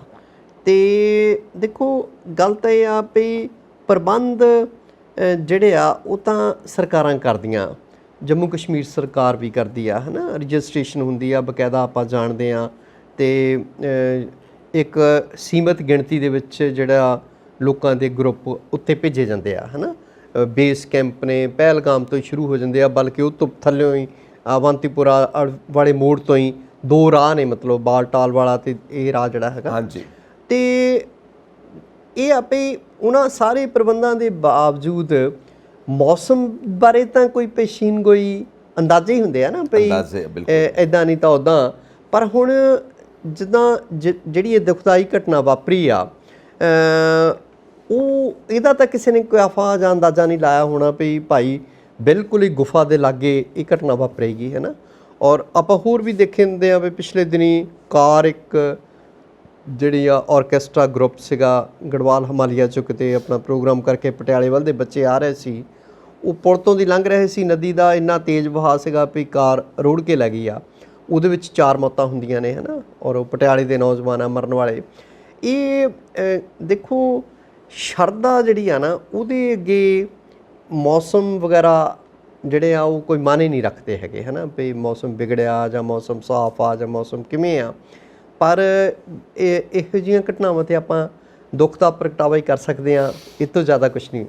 ਬਾਕੀ ਇਹਤਿਆਤ ਸਭ ਨੂੰ ਰੱਖਣੀ ਚਾਹੀਦੀ ਹੈ। ਜਿਹੜੇ ਵੀ ਯਾਤਰਾ ਤੇ ਠੀਕ ਆ ਵੀ ਖਰਾਬ ਮੌਸਮ ਦੇ ਵਿੱਚ ਜਿਹੜੀ ਯਾਤਰਾ ਨਹੀਂ ਕਰਨੀ ਚਾਹੀਦੀ, ਘੱਟੋ ਘੱਟ ਆਪਾਂ ਇੰਨੀ ਇਹਤਿਆਤ ਤਾਂ ਰੱਖ ਸਕਦੇ ਹਾਂ। ਤੇ ਕਈ ਲੋਕ ਕਾਲੇ ਪਏ ਹੁੰਦੇ ਨੇ, ਉਹਨਾਂ ਨੂੰ ਵੀ ਥੋੜਾ ਸਿਆਣਪ ਨਾਲ ਕੰਮ ਲੈਣਾ ਚਾਹੀਦਾ। ਆਸਥਾ ਆਪਣੀ ਥਾਂ, ਵਿਸ਼ਵਾਸ ਪਰਮਾਤਮਾ ਉਹ ਸਾਰਾ ਆਪਣੀ ਥਾਂ ਹੈ, ਸ਼ਰਧਾ ਆਪਣੀ ਥਾਂ ਹੈ, ਸਾਰਾ ਕੁਝ। ਜਦੋਂ ਤੱਕ ਰੈੱਡ ਸਿਗਨਲ ਮਿਲਿਆ ਹੋਇਆ ਗਵਰਨਮੈਂਟ ਵੱਲੋਂ ਰੁਕੇ ਰਹੋ, ਜਦੋਂ ਗ੍ਰੀਨ ਸਿਗਨਲ ਮਿਲੇਗਾ ਉਦੋਂ ਤੁਰਿਓ। ਬਿਲਕੁਲ। ਸੋ ਇੱਕ ਜਾਂਦੇ ਜਾਂਦੇ ਆਪਾਂ ਇੱਕ ਚੀਜ਼ ਨੂੰ ਟੱਚ ਕਰਾਂਗੇ ਕਿ ਪਿਛਲੇ ਦਿਨੀ ਆਪਾਂ ਦੇਖਿਆ ਸੀ ਗੈਸ ਸਿਲੰਡਰ ਮਹਿੰਗੇ ਹੋ ਗਏ, ਹੋਰ ਵੀ ਕਈ ਜ਼ਰੂਰੀ ਵਸਤਾਂ ਮਹਿੰਗੀਆਂ ਹੋ ਰਹੀਆਂ ਨੇ। ਸੋ ਉਹਦਾ ਲਾਈਫ ਦੇ ਉੱਤੇ, ਲਾਈਫ ਸਟਾਈਲ ਦੇ ਉੱਤੇ ਤਾਂ ਅਸਰ ਪੈਣਾ ਹੀ ਪੈਣਾ ਜੀ। ਸੋ ਆਮ ਲੋਕ ਸਿਰਫ ਇਹ ਸਾਰਾ ਦਿਨ ਬਜਟ ਹੀ ਬਣਾਉਂਦੇ ਰਹਿਣ ਕਿ ਇਸ ਮਹੀਨੇ ਕੁੜਤਾ ਸਵਾਵਾਂਗੇ ਤੇ ਪਜਾਮਾ ਅਗਲੇ ਮਹੀਨੇ ਸਵਾਵਾਂਗੇ। ਸੰਜੀਵ ਜੀ, ਸਰਕਾਰਾਂ ਨਾ ਜਿਹੜੀਆਂ ਜਦੋਂ ਲੋਕਾਂ ਦੇ ਹਿੱਤ ਜਿਹੜੇ ਆ ਨਾ ਉਹਨਾਂ ਨੂੰ ਧਿਆਨ 'ਚ ਰੱਖਣ ਲੱਗ, ਆਪਾਂ ਪਹਿਲਾਂ ਗੱਲ ਕਰਦੇ ਹਟੇ ਹਾਂ ਵੀ ਪਾਲਸੀਆਂ ਜਿਹੜੀਆਂ ਨਾ ਉਹ ਮੁਨਾਫਾ ਮੁਖੀ ਹੁੰਦੀਆਂ ਹੈਗੀਆਂ, ਹੈ ਨਾ। ਹਾਂਜੀ। ਤੇ ਮੁਨਾਫਾਖੋਰ ਜਿਹੜੇ ਆ ਉਹ ਦੁਨੀਆ ਨੂੰ ਚਲਾ ਰਹੇ ਆ। ਕਾਰਪੋਰੇਟ ਸੈਕਟਰ ਵੀ ਜਿਹੜਾ ਆ ਨਾ ਉਹ ਮੁਨਾਫਾ ਨੰਬਰ 1 ਤੇ ਰੱਖਦਾ। ਆਪਣਾ ਗੁਆਂਢੀ ਮੁਲਕ ਤੁਸੀਂ ਦੇਖ ਲਓ, ਸ਼੍ਰੀਲੰਕਾ, ਜਿਹਨੂੰ ਪਹਿਲਾਂ ਸਿਲੋਨ ਕਹਿੰਦੇ ਹੁੰਦੇ ਸੀ। ਰੇਡੀਓ ਸਿਲੋਨ ਤੋਂ ਲੋਕ ਗੀਤ ਵੀ ਸੁਣਦੇ ਸੀ ਬਹੁਤ, ਅੱਜ ਵੀ ਸੁਣਦੇ ਹੋਣਗੇ, ਪਰ ਇੱਕ ਜ਼ਮਾਨਾ ਸੀ ਰੇਡੀਓ ਸਿਲੋਨ ਦਾ ਬੜਾ ਨਾਮ ਮਸ਼ਹੂਰ ਸੀ। ਉੱਥੇ ਰਾਸ਼ਟਰਪਤੀ ਭਵਨ ਨੂੰ ਹੀ ਲੋਕਾਂ ਨੇ ਘੇਰ ਲਿਆ ਹੈਗਾ, ਰਜ਼ਾ ਪਕਸ਼ੇ ਨੂੰ ਦੌੜਨਾ ਪੈ ਗਿਆ ਹੈਗਾ ਉੱਥੋਂ, ਹੈ ਨਾ। ਤੇ ਜਿਹੜਾ ਬਿਲਕੁਲ ਕੰਗਾਲ ਹੋ ਗਿਆ ਮੁਲਕ। ਪਿਛਲੇ ਦਿਨੀ ਆਪਾਂ ਦੇਖਦੇ ਸੀਗੇ ਵੀ ਰਾਸ਼ਨਿੰਗ ਹੋ ਰਹੀ ਆ, ਲੰਬੀਆਂ ਲੰਬੀਆਂ ਲਾਈਨਾਂ ਲੱਗੀਆਂ ਪੈਟਰੋਲ ਡੀਜ਼ਲ ਲਈ। ਮਹਿੰਗਾਈ ਜਿਹੜੀ ਆ ਉਹ ਮਤਲਬ ਗਲ ਆ ਕੇ ਹੁਣ ਸਿਰ ਤੋਂ ਦੀ ਲੰਘ ਗਿਆ ਪਾਣੀ ਹੈ ਨਾ। ਪਾਰਾ ਟੁੱਟ ਗਿਆ, ਇੰਨੀ ਉੱਤੇ ਚਲੀ ਗਈ। ਹਾਂ, ਤੇ ਅੱਜ ਪੂਰਾ ਮੁਲਕ ਹੀ ਜਿਹੜਾ ਆ ਉਹ ਇਕੱਠਾ ਹੋ ਕੇ ਕਹਿ ਲਓ ਪਈ, ਜੋ ਆਪਾਂ ਤਸਵੀਰਾਂ ਦੇਖ ਰਹੇ ਹਾਂ ਟੀਵੀ ਦੇ ਉੱਤੇ, ਜੀ ਜੀ ਜੀ, ਪਈ ਪੂਰਾ ਸਮਝ ਲਓ ਪਈ ਮੁਲਕ ਇਕੱਠਾ ਹੋ ਕੇ ਰਾਸ਼ਟਰਪਤੀ ਭਵਨ ਵੱਲ ਨੂੰ ਹੋ ਤੁਰਿਆ, ਘੇਰ ਲਿਆ ਹੈਗਾ। ਤਾਂ ਜਦੋਂ ਫਿਰ ਜਿਹੜੀਆਂ ਸਰਕਾਰਾਂ ਆ, ਹਕੂਮਤਾਂ, ਉਹ ਲੋਕਾਂ ਦੀ ਸੁਣਵਾਈ ਨਹੀਂ ਕਰਨਗੀਆਂ, ਆਪਣਾ ਮੁਨਾਫਾ ਦੇਖਣਗੀਆਂ, ਨਿੱਜੀ ਮੁਨਾਫੇ ਦੇਖਣਗੇ, ਆਪਣੇ ਪਰਿਵਾਰਾਂ ਲਈ ਜਿਹੜਾ ਕੁਨਬਿਆਂ ਲਈ ਧਨ ਜੋੜਨਗੇ, ਬਿਲਕੁਲ ਸਹੀ ਗੱਲ। ਤਾਂ ਲੋਕਾਂ ਦੀ ਪਰਵਾਹ ਨਹੀਂ ਕਰਨਗੇ, ਤਾਂ ਫਿਰ ਇਦਾਂ ਦੇ ਹਾਲਾਤ ਪੈਦਾ ਹੁੰਦੇ ਆ ਜਿੱਦਾਂ ਦੇ ਆਪਣੇ ਹੁਣ ਸ਼੍ਰੀਲੰਕਾ 'ਚ ਪੈਦਾ ਹੋਏ ਨੇ। ਸੋ ਬੜੀ ਚਿੰਤਾ ਦੀ ਇਹ ਸਾਰੀ ਗੱਲ ਹੈ। ਇਹ ਸਾਡੇ ਲਈ, ਕਿਉਂਕਿ ਸਾਡਾ ਗੁਆਂਢੀ ਮੁਲਕ ਆ।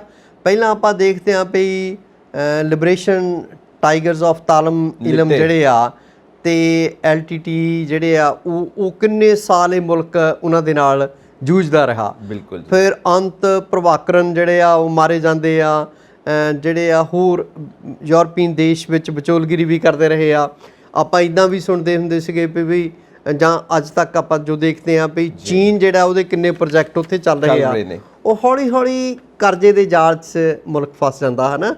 ਤੇ ਉਹ ਇੰਨੀਆਂ ਮਹੀਨ ਤੰਦਾਂ ਹੁੰਦੀਆਂ ਉਸ ਕਰਜ਼ੇ ਦੀਆਂ ਵੀ ਉਹ ਨੰਗੀ ਅੱਖ ਨਾਲ ਨਹੀਂ ਦਿਸਦਾ ਹੈਗਾ। ਨੈਚੁਰਲ ਫਾਰਮਿੰਗ ਦਾ ਜਿਹੜਾ ਕਨਸੈਪਟ ਲੈ ਕੇ ਆਏ ਨੇ, ਜਿਹੜੀਆਂ ਉਹ ਪਾਲਿਸੀ ਅਪਣਾਈਆਂ ਨੇ, ਬਿਲਕੁਲ ਉਹ ਪਾਲਿਸੀ ਆਧਾਰ ਮੰਨਦੇ ਨੇ ਕਿ ਜੋ ਇਹ ਸਾਰੀ ਗੜਬੜ ਪੈਦਾ ਹੋਈ ਕਿਉਂਕਿ ਉਹ ਟੋਟਲ ਫੇਲਰ ਹੋ ਗਈ ਨੈਚੁਰਲ ਫਾਰਮਿੰਗ। ਬਿਲਕੁਲ। ਸੋ ਉਸ ਚੀਜ਼ ਨੂੰ ਇਹ ਆਧਾਰ ਮੰਨਦੇ ਨੇ। ਹਾਲਾਂਕਿ ਗਵਰਨਮੈਂਟ ਆਫ ਇੰਡੀਆ ਨੇ ਬਹੁਤ ਮਦਦ ਵੀ ਕੀਤੀ ਹੈ, ਕਈ ਲੱਖਾਂ ਡਾਲਰ ਦਿੱਤੇ ਨੇ। ਬਿਲਕੁਲ, ਆਪਣਾ ਗੁਆਂਢੀ ਮੁਲਕ ਹੈ। ਬਿਲਕੁਲ, ਤੇਲ ਦੀ ਵੀ ਮਦਦ ਕੀਤੀ ਗਈ ਹੈ। ਬਿਲਕੁਲ। ਔਰ ਕਿਤੇ ਨਾ ਕਿਤੇ ਟ੍ਰੇਡਿੰਗ ਦੇ ਵਿੱਚ ਗੱਲ ਇਹ ਹੁੰਦੀ ਰਹੀ ਕਿ ਜਿਹੜੀ ਇਹਦੀ ਚਾਹ ਹੈ ਉਹ ਪੂਰੇ ਦੁਨੀਆ ਦੇ ਵਿੱਚ ਕਈ ਮੁਲਕਾਂ ਦੇ ਵਿੱਚ, ਯੂਰਪ ਦੇ ਵਿੱਚ ਬੜੀ ਮਸ਼ਹੂਰ ਸੀ, ਹੋਰ ਕਈ ਮੁਲਕਾਂ 'ਚ ਬੜੀ ਮਸ਼ਹੂਰ ਸੀ। ਤਾਂ ਉਹ ਇੱਕ ਸਾਨੂੰ ਓਪਨ ਮਾਰਕੀਟ ਮਿਲਦੀ ਹੈ, ਇੰਡੀਆ ਆਪਣੀ ਚਾਹ ਸਪਲਾਈ ਕਰ ਸਕਦਾ ਕਿਉਂਕਿ ਉੱਥੇ ਮਦਦ ਕਰ ਰਿਹਾ ਹੈ ਹਿਊਮੈਨਿਟੇਰੀਅਨ ਗਰਾਊਂਡਸ ਦੇ ਉੱਤੇ, ਇਨਸਾਨੀ ਆਧਾਰ ਦੇ ਉੱਤੇ, ਇਨਸਾਨੀਅਤ ਨੂੰ ਦਿਖਾਉਂਦੇ। ਉਹ ਵੱਖਰੀ ਗੱਲ ਆ, ਪਰ ਜਿੱਥੇ ਟ੍ਰੇਡ ਆ, ਜਿੱਥੇ ਵਪਾਰ ਹੈ, ਉੱਥੇ ਆਪਣਾ ਵਪਾਰ ਕਰੇ। ਵੈਕਿਊਮ ਮਿਲਦਾ ਪਿਆ, ਉੱਥੇ ਆਪਣੀ ਚਾਹ ਸਪਲਾਈ ਕਰੇ। ਹੋਰ ਵੀ ਜਿਹੜੀਆਂ ਚੀਜ਼ ਸ਼੍ਰੀਲੰਕਾ ਐਕਸਪੋਰਟ ਕਰਦਾ ਸੀ, ਉਹ ਚੀਜ਼ਾਂ ਦਾ ਵੈਕਿਊਮ ਮਿਲਦਾ ਪਿਆ, ਉਸ ਮਾਰਕੀਟ ਨੂੰ ਕੈਪਚਰ ਕਰਨ ਦੀ ਇੰਡੀਆ ਕੋਸ਼ਿਸ਼ ਕਰੇ।